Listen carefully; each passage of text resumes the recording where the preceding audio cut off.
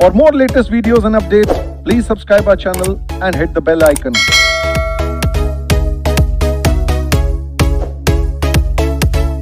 किया जाए हमला? तैयार हैं आप? चलिए, very good afternoon to all of you. सबसे पहले कॉन्ग्रेचुलेशन, बधाइयां कि आप लोग एक स्टेप क्रॉस कर चुके हैं। और किसी भी जर्नी में जब आप स्टेप स्टेप करके आगे बढ़ते हैं तो ही जो है फाइनली गोल पे पहुंचते हैं। CSET आपने अभी खत्म किया है, अभी आपको 2 पड़ाव और जो है वो क्लियर करना है, तो जैकपॉट 7 करोड़ अभी दूर है। तो एक जो है आपका जो है वो स्टेप खत्म हुआ है CSET, वो नहीं बचता है जिसमें KBC में कि अब जो है वो घड़ी टिक टिक वाली जो है क्या हो जाएगी, बंद हो जाएगी। यानी कि अब जो है, अभी तक आप सिर्फ और सिर्फ ऑब्जेक्टिव से लड़ाई लड़ रहे थे, यानी MCQ था आपके पास। अब आपको जो है वो थॉरली पढ़ना है, और थॉरली पढ़ने के बाद आपको जो है वो नॉलेज गेन करके तो आपको एग्जाम में अपीयर होना है। 2 एस्पेक्ट हैं एग्जाम के यहाँ पे। एक, अगर आप CS कर रहे हैं तो कुछ ना कुछ तो सोचा होगा कि CS में एडमिशन लिया तो जल्दी से फटाफट CS कर ले, या चलता रहे पंचवर्षीय योजना, अगले जन्म, जल्दी से जल्दी। सही कह रहा हूं? दूसरा, जल्दी से जल्दी करने के बाद जब CS बन जाए तो जो हमें जॉब मिले, जो भी हम काम करें उसमें पैसे मिले या दान पुण्य में करें? बिल्कुल एग्जैक्टली ही चलते हैं। तो ये 2 आपका अप्रोच है, यही 2 अप्रोच मेरा भी था जब मैंने CS करना शुरू किया था। तो बहुत सारे बच्चों से फेमिलियर हूं, फिर भी जिन बच्चों से फेमिलियर नहीं हूं उनके लिए, और जो बच्चे हमारे साथ जुड़े हुए हैं ऑनलाइन पे उनके लिए, I am Pankaj Kumar, I have done my company secretary, और CS बने हुए अब मैं FCS हूँ। CS बने हुए मुझे तकरीबन 14 साल हो चुके हैं।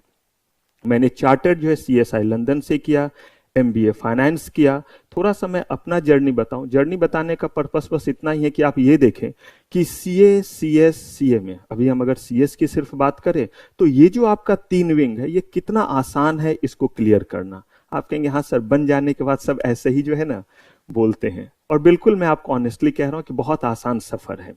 मैंने जब अपने सफर की शुरुआत की थी, मैं ग्रेजुएट होने के बाद जो है वो CS वाले दुनिया में, MBA वाले दुनिया में इन किया था। फिजिक्स ऑनर्स मेरा रहा है। फिजिक्स ऑनर्स तो आप समझ रहे हो कि ग्रेजुएशन तक फिजिक्स, मैथ और केमिस्ट्री पढ़ा, यूनिवर्सिटी टॉपर था, यानी कि फिजिक्स और मैथ ही फोड़ के पढ़ता था। ऑलरेडी जो इंजीनियरिंग क्वालिफाई किया था, बट कुछ एक्सीडेंट वगैरह हुआ था, मैं इंजीनियरिंग परस्यू नहीं कर पाया था। तब मैं इस वर्ल्ड में आया जिसको आप कहते हैं कॉमर्स की दुनिया। अब इसमें जब आया तो मैंने जो है वो फर्स्ट अटेम्प्ट CS दिया। फर्स्ट अटेम्प्ट आपको पता है 2 ग्रुप अगर आप चाहें तो साथ में दे सकते हैं अगर 9 मंथ्स का गैप है तो फर्स्ट अटेम्प्ट फर्स्ट ड्यू दिया, फॉर्चुनेटली क्लियर। बात है 2006 की, दिसंबर में दिया। इसके बाद मेरा अगला जो एग्जाम हो सकता था प्रोफेशनल का, उसमें फिर 9 मंथ्स का टाइम चाहिए, वो हो सकता था फिर दिसंबर 2007 में। इस बीच में मैं अपना चार्टर्ड कोर्स भी कर रहा था और मैंने अपना ट्रेनिंग भी स्टार्ट कर दिया। और ट्रेनिंग स्टार्ट करने के बाद 2007 में first due first attempt all 9 papers of professional. हमारे समय में एग्जीक्यूटिव में 8 पेपर और प्रोफेशनल में जो है वो 9 पेपर्स होते थे। और उस समय कोई भी पेपर ऐसा नहीं था ओपन बुक जैसा। अभी चीजों को थोड़ा आसान किया गया, मैं करूंगा बात, आपको बतलाऊंगा कि कैसे आपके कोर्स को डिजाइन किया गया है। जिस दुश्मन पे हमला करना है उसको समझेंगे जरा हम। तो मैंने वहां पे जो है वो 2007 में जो है अपना पेपर दिया, 2007 के दिसंबर में दिया, और 2008 में मुझे मेंबरशिप मिल गया। जब आप मेरा मेंबरशिप देखेंगे तो उस पे ईयर 2008 लिखा हुआ है जब मुझे फाइनली मेंबर में। इस बीच में सारे ROC ट्रेनिंग सब कुछ सफर जो है वो तय किया, और साथ ही साथ लंदन से चार्टर्ड भी कर रहा था। और उसके इमीडिएटली बाद MBA भी मैंने अपनी खत्म की। उस दौरान मैंने कैट क्वालिफाई किया। कैट में मेरा 99.25 परसेंटाइल था, जो कॉमन एप्टीट्यूड टेस्ट होता है, IIM वगैरह के लिए होता है। 2 सब्जेक्ट में 100 परसेंटाइल थे। और भी बड़ी वैरायटी ऑफ जर्नी रही है। आप लोग की तरह जब मैं भी यंग था, 2021 में कितना क्रेज रहता है इंडियन एयरफोर्स और बाकी चीज। मैंने जो है इंडियन एयरफोर्स ऑलरेडी क्वालिफाई किया, जिसको आप लोग पायलट कहते हैं, उसी को टेक्निकली फ्लाइंग ऑफिसर कहते हैं। क्वालिफाइड फॉर दैट वन, और फ्लाइंग ऑफिसर भी किया। लेकिन इन चीजों को करने के बाद मन में कहीं भी जो है एक सेटिस्फैक्शन नहीं। पहला जो जॉब ज्वाइन किया वो जो है as a vice president legal and finance जो है वो ज्वाइन किया। 80,000 उस समय मिलते थे इन हैंड। ये बात है 2008 की, लास्ट की। उस समय 80,000। वहां भी मजा नहीं आया, तो बड़े सारे PSUs के वैकेंसी निकलते हैं CS के लिए। वो वैकेंसी दिया, एग्जाम दिया, तो वो क्वालिफाई कर गया। तो गैजेटेड ऑफिसर बन गया Bihar hydro electric power corporation में। फिर भी मजा नहीं आ रहा था। मजा इसलिए नहीं आ रहा था क्योंकि एक तरफ मैंने जो है वो MBA फाइनेंस किया, मैंने जो है वो चार्टर्ड लंदन से किया, CS किया, और वहां बैठ करके जो काम होता था मेरा 10 to 15 मिनट्स में जो है वो खत्म हो जाता था। गुड मॉर्निंग नमन, कैसे हैं आप? तो ये जो है वो बेसिकली 15 मिनट में काम खत्म हो जाता था। तो जो भीतर का गुबार रहता था वो निकला नहीं था। और बचपन में हमें जो पढ़ाया गया था ना, बहुत पीट पीट के बड़े जुल्म किए गए थे। पापा ने किया था, किसी और ने, मोहल्ले वाले ने नहीं पीटा था। वो भी जो है क्लास 1 ऑफिसर थे, तो उन्होंने अपना सारा जो है वो खुमार निकाला था। इसीलिए फिजिक्स ऑनर्स में रहा था, क्योंकि पापा यूनिवर्सिटी टॉपर, तो उन्होंने फिजिक्स ही दिलवाया। और फिजिक्स ग्रेजुएशन में किसी के पापा सामने बैठ जाए और उसके बाद कहें कि बेटा जरा लैग्रेंज थ्योरम का डेरिवेशन बनाना, ज्यादा नहीं, सिर्फ 14 पेज का ये डेरिवेशन होता है, 14 पेजेस के। एक तो पापा, ऊपर से 14 पेजेस। अब आप बताइए क्या हो रहा होगा। और उसमें भी अगर गलती हुआ तो पूरे राजकीय सम्मान मिलता था। ये नहीं होता था कि बेटा ठीक से पढ़ो, ऐसे करो, वो नहीं। हमारी ट्रीटमेंट कुछ अलग होती थी। अगर गड़बड़ किया तो क्या मिलता था? राजकीय सम्मान। आगे आप समझ ही रहे होंगे राजकीय सम्मान। हम लोग ना एक दूसरे को जब बस में जाते थे तो कैसे बोलेंगे कि अभी पिटाई खा के आ रहे हैं, और सुबह में हर दिन पिट के ही बस पकड़ते थे। आप कहिए सर इतने नालायक थे? यकीन मानिए, पढ़ना छोड़ करके कुछ भी करा लीजिए, कुछ भी करा लीजिए, बस क्या मत करवाइए। मम्मा कहती थी बेटा धूप में गेहूं दिए हुए जरा देखना कबूतर ना खा ले, मस्त। गर्मी के धूप में जो है वो कबूतर से किसको बचा रहे हैं? गेहूं को बचा रहे हैं। कम से कम क्या नहीं करना पड़ रहा है? अब स्कूल सुबह जाना नहीं है तो सुबह में जो है वो लगी पिटाई। अब सोच लीजिए पिटाई लगी है तो चेहरा तो आप समझ ही रहे होंगे कैसा कैसा दिख रहा होगा। ऐसे ऐसे करके पोंछते थे चेहरे को एकदम अच्छे से। क्यों? बस में जो दोस्त है वो क्या करेंगे? चिढ़ाएंगे ना। तो इस बात का थोड़ा ना जो है बुरा लगता था कि पापा से पीटे, ये तो हर दिन का काम था। ये तो यूज टू हो गए थे, जैसे ब्रश करते वैसे आज पिटाई लगेगी अंत में जाते वक्त, क्योंकि स्कूल जाना नहीं है, पेट में दर्द है। तो अब जो है वो पिटाई लगी, लेकिन सामने नहीं दिखाना है किसी को। देखते ना शो ऑफ में, कुछ भी हो गया हो दोस्तों से कुछ नहीं बोलना है, खास करके बुरा वाला चीज नहीं बोलना है। जहां सिंपैथी लेना है वहां तो बोलेंगे। अब वहां पे पहुंचे तो एकदम चेहरा को, अभी तक चेहरा लटका हुआ था। जैसे ही बस में गए एक्टिंग, क्या हुआ? जो अपने दोस्त होते वो तो समझ जाता था कि तुम इतना जो मुस्कुरा रहे हो, क्या गम है जिसको छुपा रहे हो। तो जो अपने वाले दोस्त होते थे वो तो समझ जाते थे कि कहीं ना कहीं क्या है, कोई ना कोई गम है। तो उसे धीरे से बोलते ताकि बाकी लोग ना समझे कि आज मेरा क्या हुआ है, राजकीय सम्मान। ताकि जो है वो कहीं जो है वो अगल बगल आवाज भी अगर चला गया तो क्या रहे, सुरक्षित रहे कि भाई पिटाई नहीं लगी, ये बात जो है उन तक कन्वे ना हुआ हो। मेरे कहने का मतलब बस इतना ही है कि इस तरह के जर्नी की शुरुआत की मैंने। अभी मैं PhD भी कर रहा हूं, 12 बुक्स मैंने लिखे हुए हैं। आपके institute of company secretaries of India जो ICSI है, वहां का एकेडमिक एक्सपर्ट भी हूं। साथ ही साथ NIRC में फैकल्टी हूं। आप लोग के विशेष थे, बेस्ट फैकल्टी का अवार्ड वहां पे मिला। मैं यहां पे ये चीज इसलिए आपको ये जर्नी बता रहा हूं कि इन चीजों के बाद मेरे लिए सफर कितना आसान या मुश्किल होगा आप समझिए। मैं साइंस ग्रेजुएट था, लेकिन एक एक अटेम्प्ट में सारा चीज करता चला गया। कुछ तो किया हो। देख लीजिए मैं स्टूडेंट कैसा था, मुक्के से पढ़ने वाला, और आप तो उससे बेहतर स्टूडेंट है, तो आप तो और कमाल कर सकते हैं। बस अंतर क्या होता है? अंतर होता है सिर्फ और सिर्फ एक छोटे से चीज का, और वो छोटा सा चीज हमारा है स्ट्रैटेजी। हम बेसिकली किस तरह का स्ट्रैटेजी बनाते हैं वो सब कुछ को डिफाइन करता है, और पढ़ते कैसे हैं। एक होता है पढ़ना, एक होता है पढ़ देना। अंतर समझते दोनों में?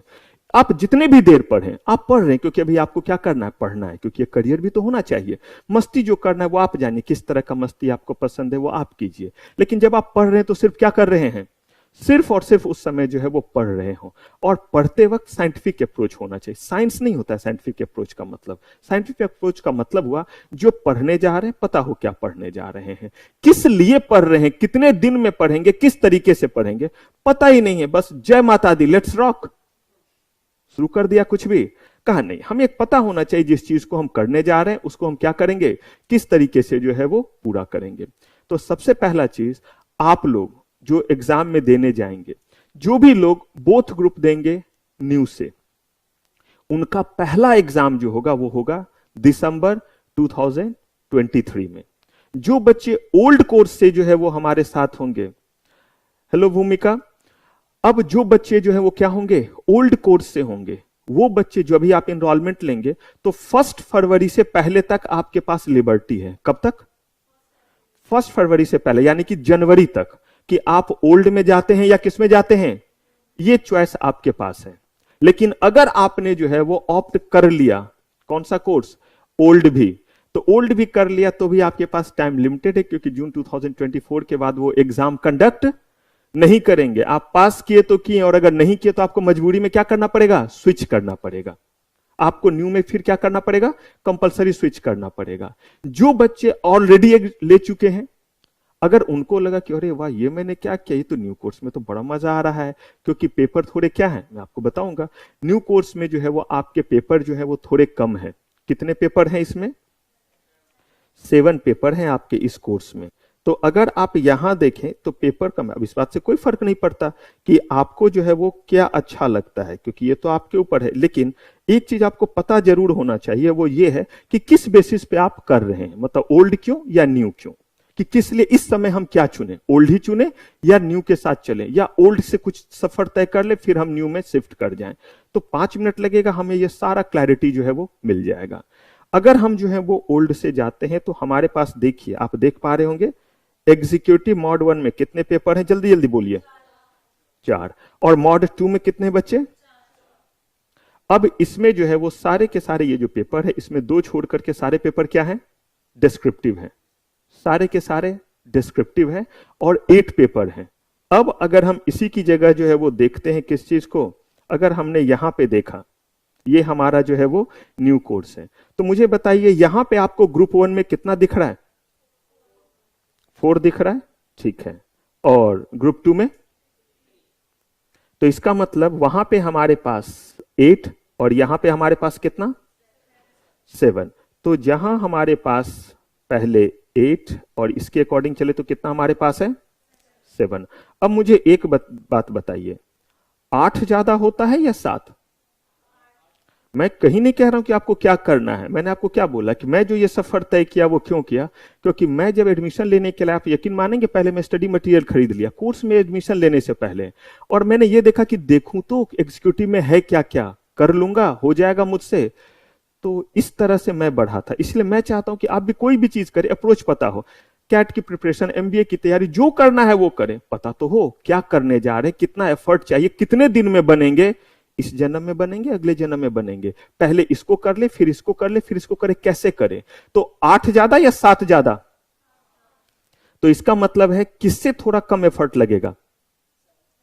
और अगर हमने वहां पे क्या कर लिया, और थोड़ी पढ़ाई कर ली, तो नॉलेज अच्छा, क्योंकि सीएस में 2 ही चीज है, जल्दी से सीएस बनिए, लेकिन कैसे बनिए, पूरे नॉलेज के साथ। मैंने आपको बताया मैं साइंस ग्रेजुएट था, मुझे पहले जॉब में vice president legal and finance मिला था। उस समय मेरा चार्टेड का नहीं आया था, डिग्री बचा हुआ था, वो 1.5 महीने बाद आया था। थोड़ा आगे पीछे टाइम लगता है ना, ये जो है दिसंबर में आते हैं, वो उसके जो 10-15 दिन बाद आया था फाइनल जो सर्टिफिकेट बन करके, तभी हम लोग मेंबर माने जाते हैं। जब तक मेंबरशिप नंबर नहीं तो मेंबर नहीं है आप। ऑल दो एग्जाम पास कर गए तो भी नहीं लिख सकते हैं कि आप चार्टर्ड है या आप सीएस हैं, जब तक मेंबरशिप नंबर ना मिला हो।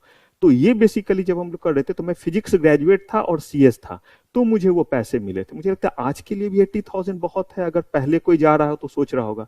और ये बात जो है आज से 12 साल हो गए ना, 2008, 14 ईयर हो गए, इतना बूढ़ा हो गया समझिए। तो उस समय ये चीज था।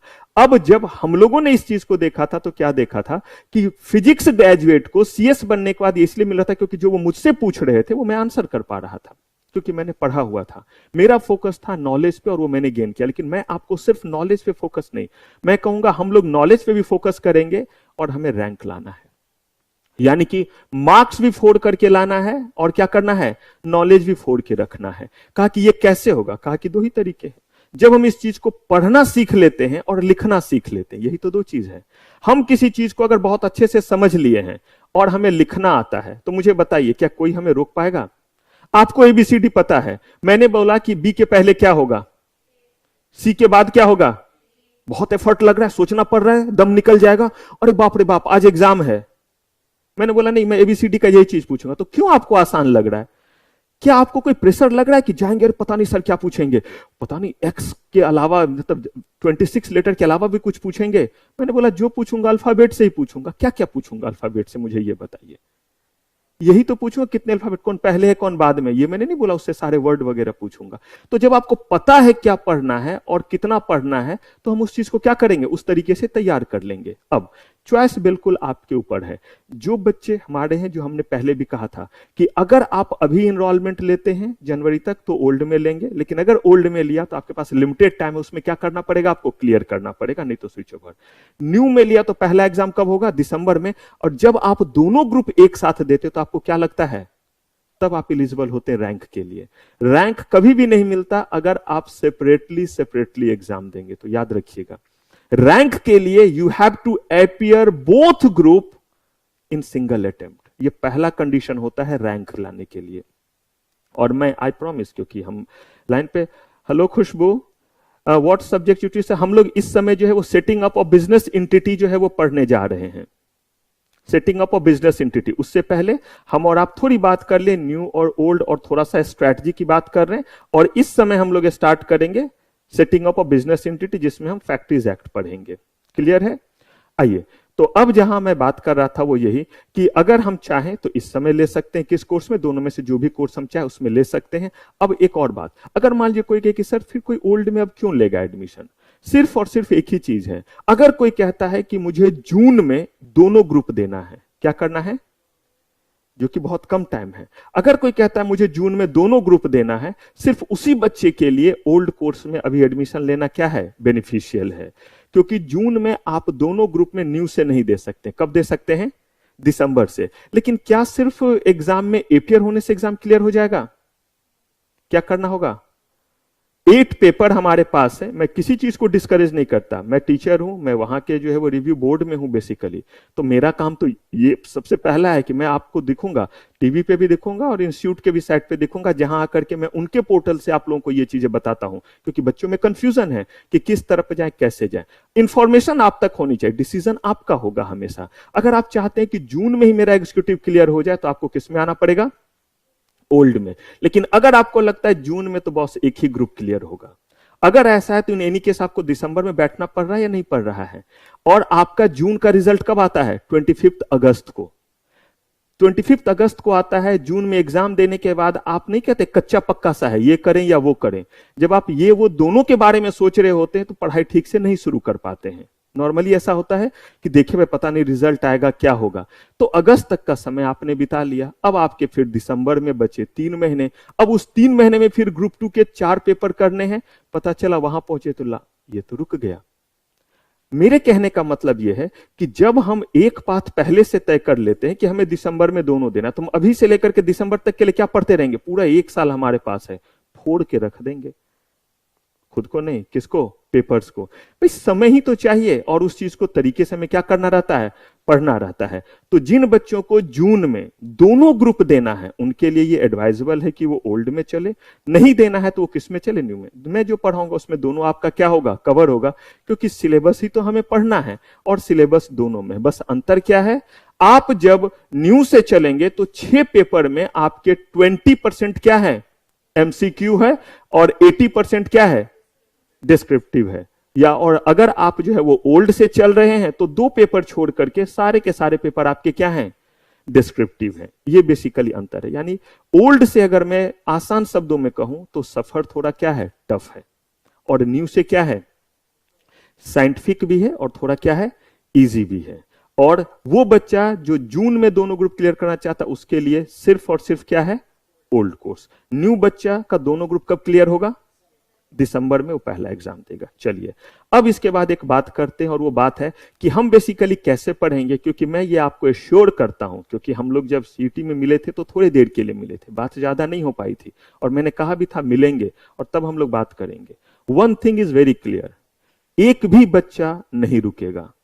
आप कहेंगे सर ऐसे मत बोलो, रिकॉर्डिंग है, सब कुछ हो रहा है, तो एक भी बच्चा नहीं। आप कहेंगे सर ये कैसे चमत्कार होगा, ये चमत्कार इसलिए होगा क्योंकि मुझे पढ़ाना है 2 चीजों को, आपके नॉलेज क्लियर होने चाहिए और आपको लिखना आना चाहिए। यही तो है, करते हैं अभी बातें स्ट्रैटेजी की कि कैसे चलेंगे कि एग्जाम बिल्कुल ही नहीं रुकेगा। और उससे भी बड़ी बात, आप जब लिखते हैं किसी चीज को तो आपको कौन बेहतर गाइड कर सकता है कि ऐसे लिखेंगे तो इतने मार्क्स आएंगे, ऐसे लिखेंगे तो इतने मार्क्स आएंगे, ये मुझे बताइए। सिर्फ टीचर या वो टीचर जो ऑलरेडी जो है उस विंग का हिस्सा हो। सोच के देखिए, सोच के देखिए। तो मैं आपको यही चीज बता रहा हूं कि हम लोग उस विंग के पार्ट हैं जहां पे आपके लिए पहले यह तय किया जाता है कि कितना बजाना है। कि अगर आपने ऐसे लिखा तो कितने मार्क्स, ऐसे लिखा तो कितने मार्क्स। कितने सारे ऐसे बात हैं जो आप जो है वो समझ भी नहीं पाते हैं और आपको लगता है हमारा रिजल्ट क्यों खराब हो गया। बहुत ध्यान से देखेंगे सारे बच्चे जो ऑनलाइन मुझसे जुड़े हैं, नमन, भूमिका, खुशबू, क्योंकि ये चीजें बहुत इंपॉर्टेंट है। अब यहां पे मैं आपको दिखला रहा हूं एक एस्पेक्ट, तब आएंगे चीजों पे। मैंने क्या कहा, अप्रोच साइंटिफिक। मैंने ये नहीं बोला जय माता दी आएंगे और चैप्टर क्या करेंगे, शुरू कर देंगे। अरे भाई देखते हैं शादी में भी जब डांस करना रहता है, डांस से तो याद होगा हम लोगों ने बड़े डांस किए थे CSET वाले में। अब जो है मतलब डांस का मतलब मुझे नहीं आता, वो वाला डांस था जो हमने क्लॉक पढ़ते वक्त किया था। तो यहां पे मैं कह रहा हूं कि जो भी चीज आप डांस भी करने जाते तो देखते हैं पहले माहौल बनता है, पहले क्या किया जाता है, म्यूजिक ऑन, फिर धीरे धीरे, नहीं होता है, और फिर उसके बाद जो है वो शुरू हो गए नागिन या जो भी करना रहे, सर्फ जो भी करना रहे। तो थोड़ा सा यहां पे देखिए, क्योंकि ये डिस्कशन आज का जो है वो पहले के जो है वो 10 मिनट्स जो हम लेंगे वो इसी चीज में लेंगे कि हम क्या क्या पढ़ रहे हैं और किस तरीके से पढ़ रहे हैं, तो हम चैप्टर पे आ जाएंगे। मैं आपको एक कॉपी दिखला रहा हूं। ये कॉपी ऑलरेडी जो है वो किसका है, CS इंस्टीट्यूट का चेक किया हुआ कॉपी है। ऐसे और भी कॉपी मैं आपको दिखलाऊंगा आपके हर सब्जेक्ट के जब हम लोग क्लास स्टार्ट करेंगे। अभी दिखलाने का पर्पस बस ये कि देखिए तो इसको कितने मार्क्स आए हैं, यहां देखिए 31, देख पा रहे हैं आप, 31 मार्क्स है, ठीक है। अब जरा यहां पे देखिए क्या लिखा हुआ है, और कोई भी बच्चे को अगर ये बात समझ में आ रहा है, आप लोगों को भी जो बच्चे हमारे साथ हैं, नमन, भूमिका, खुशबू, जरा बताइए ये समझ पा रहे हैं original total marks awarded on answer book कितना है, 31 marks rationalise on account of uniformity और मॉडरेशन 10, और बच्चे को मार्क्स कितना दे दिया, आई ला, वो बच्चा फेल था, 40 में पास होता है एक सब्जेक्ट में, उसके बाकी पेपर अगर आप 2 ग्रुप एक साथ देते हैं, आपको पता है क्या है, आपको एग्रीगेट लाना है 50%। ये फायदा है 2 ग्रुप साथ में देने का। अगर 350 आपको टोटल लाने हैं और हर सब्जेक्ट में कितने लाने हैं, 40-40 करके लाना है। तो मान लीजिए अगर आपके जो है वो 3 सब्जेक्ट में 40-40 है तो 120 ही हुआ, 150 नहीं हुआ। लेकिन अगर आपके बाकी पेपर ने उसको 30 दे दिया तो आप क्या माने जाएंगे। तो मुझे बताइए जब ज्यादा पेपर रहेगा तो सेटअप आसान होगा या नहीं होगा, क्योंकि इसमें नहीं तो उसमें थोड़े क्या होंगे, ज्यादा आ जाएंगे और चीज क्या हो जाती है, आसान। मुझे जल्दी बताइए यहां पे क्या ये चीज कुछ समझ में आया। नमन, भूमिका, आपसे भी चाहिए भाई पार्टिसिपेशन। कुछ समझ में आ रहा है। आज तक तो सुना था कि मार्क्स कटते हैं, ये क्या हो रहा है, बढ़ रहे हैं। इसका मतलब कोई पुण्य कर्म किए थे हमने, तो ये क्या चमत्कार है। ये कॉपी तो आपका ही है। अब बताइए मुझे, ये पता होगा और ये सब चीज तो हम जो है वो ज्यादा अच्छा लिख पाएंगे या नहीं। बताता हूं, ये सारे के पीछे जो है वो बहुत बड़ा जो है वो लॉजिक है, और ये आप तक सिर्फ वो पहुंचा सकते हैं जो क्या है, उसके क्या है, पार्ट है। वरना आपके सामने रख तो दिया कॉपी, अब इससे ज्यादा क्या रखूं, अब तो अपना किडनी और हार्ट ही निकालना बचा है। ये तो दिखला ही रहा हूं आपको कि ये यहां पे जो है ये कॉपी ही तो है, इंस्टीट्यूट का लेबल सब कुछ लगा हुआ है, एज इट इज आप तक दिखलाया। और देखिए यहां पे जब इस आंसर को लिखा गया तो आप जरा देखेंगे, ये देखिए इतना लंबा लिखने के बाद कितने मार्क्स आए हैं, 2। और आप देखेंगे ऐसे करके पूरा पौवा भर दिया इसने। ये देखिए ये यहां से जो है वो क्या कर रहा है, लिख रहा है और बढ़ा जा रहा है, बढ़ा जा रहा है, और कहां तक गया और कितना पाया। और मैं आपको बताऊं, अगर जो है आप 5 लाइन इसमें लिख लेंगे तो 3 आएंगे। अगर आपने 6 लाइन कर दिया और वो कौन से रहेंगे तो 4 आएंगे। अब आप बोलोगे सर ये कैसे होगा, यही तो होगा, यही कराने तो मैं आया हूं। तभी तो मैंने बोला कि ऐसा बिल्कुल, क्योंकि हम क्या है बहुत चीज पढ़े रहते हैं लेकिन लिखना क्या है, करना क्या है नहीं समझते। किसने बोला कितना लिए, तो भाई सीट पे सीट लेकर के क्या कर रहे हैं, सीट पे सीट लेकर के भरे जा रहे हैं। ऐसा ही होता है एग्जाम में। और दूसरा बंदा सीट पे सीट लेकर के जो भर रहा होता है वो हमें किसमें डाल देता है, कम बखत हमें टेंशन में डाल देता है। कोई बंदे ने तो जो है वो क्या मचा दी, हद मचा दी है, नहीं गदर मचा दी, नहीं कहता है अकेला ही गदर मचा देगा, तो उसने तो अकेला ही क्या कर दिया, गदर मचा दिया, बाकियों को जो है पीछे ठेल दिया। अब आप और देखिए जरा, यहां पे देखिए सब में टिक लगा हुआ। अब मुझे बताइए तो जरा इसमें कितने लाइन लिखे हुए, आप देख लीजिए, आपके सामने ही दिख रहा हूं ना। और कितने मार्क्स मिले, वहां पे 1.5-2 पेज लिखा है, यहां पे 3 लिखा है। इंस्टीट्यूट का कोई ईमान धर्म है या इंस्टीट्यूट बेईमान हो गया है। आप ही लोग तो पूछते हैं सर 3 मार्क्स के क्वेश्चन में कितना लिखे, 5 में क्या लिखे, इसलिए मैंने कहा कि पहले ही दिन ये समस्या तो खत्म करो कि क्या लिखे कैसे लिखें। तो अब देखिए आपको लग रहा है ना ये, अब देखिए यहां पे पूरा गलत है, 1 नंबर मिल गया। क्यों दया में दे दिया? ये जो भी है ना आपके सामने यहां पे रख दिया। अब ये चीज अभी नहीं, जब हम लोग पढ़ने लगेंगे आपके कॉपी को रखूंगा और उसके पैरेलल में ये रखूंगा और आपके साथ प्रिंट करा करा करके सामने दूंगा और बोलूंगा अब देखिए कैसे ये है। क्योंकि हमें प्रैक्टिस इस तरह से करनी है। सिर्फ जो है वो कहानी वीडियो गेम पे जो है वो नहीं खेलना है। अगर सचिन जो है वो आ रहे हैं आपको ट्रेन करने के लिए, तो हम उम्मीद करें क्या थोड़े शॉट्स क्या लगा पाएंगे, अच्छे लगा पाएंगे। लेकिन अगर वीडियो गेम पे देखे तो मजा आएगा। वीडियो गेम पे भी नहीं होता है क्या, मारा 6 मारा। ये बस मैं इसलिए आपको दिखला रहा हूं कि इंस्टीट्यूट के अब देखिए 4 मार्क्स भी आए हैं, उससे कम ही लिखे पे 5 में, इसका मतलब 80% भी आता है। और इस कॉपी में नहीं, वरना मैं आपको 5 में 5 और 3 में 3 भी दिखलाऊंगा। बड़े सारे कॉपी है जिसमें मैं आपको ये चीज दिखलाऊंगा कि कैसे जो है वो मार्क्स। अब ये देखिए बाय गॉड इतना लिखा है और कितना दिया, 1 नंबर दिया है। तो अब यहां पे देखिए मामू बनाने की कोशिश की, क्या दिया। आप हमेशा सोचते हैं कि सर कुछ तो लिख देंगे तो क्या आएगा, मार्क्स आएगा। ये तो फिर भी शरीफ था। मैं जब था, अब तो मैं इनके हायर बोर्ड में हूं, पहले कॉपी जब मैं चेक करता था तो मैं तो लिख देता था student is trying to mislead. क्योंकि ये कॉपी आप तक पहुंचता है, आप चाहे तो कॉपी क्या कर सकते हैं, निकाल सकते हैं इंस्टीट्यूट से। मेरे कहने का मतलब है कि हमें जब तैयारी करनी होगी तो हमें राइटिंग वाले चीज की तैयारी करनी होगी या नहीं करनी होगी, कैसे लिखें क्या करें। तो सबसे पहला चीज जो हम लोग करने जा रहे हैं वो यही है कि ये जो हमारा सब्जेक्ट है सेटिंग अप, ये हमारे ओल्ड कोर्स में भी है और किस में है, न्यू कोर्स में, दोनों ही कोर्स में है। और इसमें जो लेबर लॉ का पोर्शन है वो किस में है, न्यू कोर्स में भी है और ओल्ड कोर्स में भी है। और हम जो अभी बात करेंगे वो बात जो है वो इसी पोर्शन की करेंगे। और इसी पोर्शन में हम कहां पे आज बात करेंगे, फैक्ट्रीज एक्ट की, ताकि आप जगह तक पहुंच जाए कि हम कहां पहुंचने वाले हैं। लेकिन इससे पहले कि हम जो टोटल चीजों को पढ़ेंगे वो बेसिकली जो है वो किस तरीके से पढ़ेंगे, ये स्ट्रैटेजी बस थोड़ी सी आप समझ लीजिए कि हम कैसे पढ़ने जा रहे हैं। क्यों मैंने बोला कि गारंटी है, जो बच्चे ऑनलाइन हैं, अगर आपके दिमाग में बताइए ये क्वेश्चन आ रहा होगा कि इनको तो मैं लिखना सिखा दूंगा क्योंकि जो मेरे क्या है सामने बैठे हुए हैं, जो ऑनलाइन में है या जो बाहर है वो कैसे सीखेंगे, उसका भी यहां पे बात करते हैं। तो सबसे पहला चीज जब हम चीजों को पढ़ेंगे तो हमें पहला चीज क्या करना है, क्रिस्टल क्लियर कॉन्सेप्ट, चीजों को समझना है। समझना इस तरीके से, देखिए अगर आप चीज ज्यादा समझे हुए तो क्या होगा, अगर चीजों को आप समझे हुए अच्छे से हैं तो लिखना ही तो एक पर्पस रहा। लेकिन जरा सोचिए आपने चीजों को रटा हुआ है, पॉसिबल?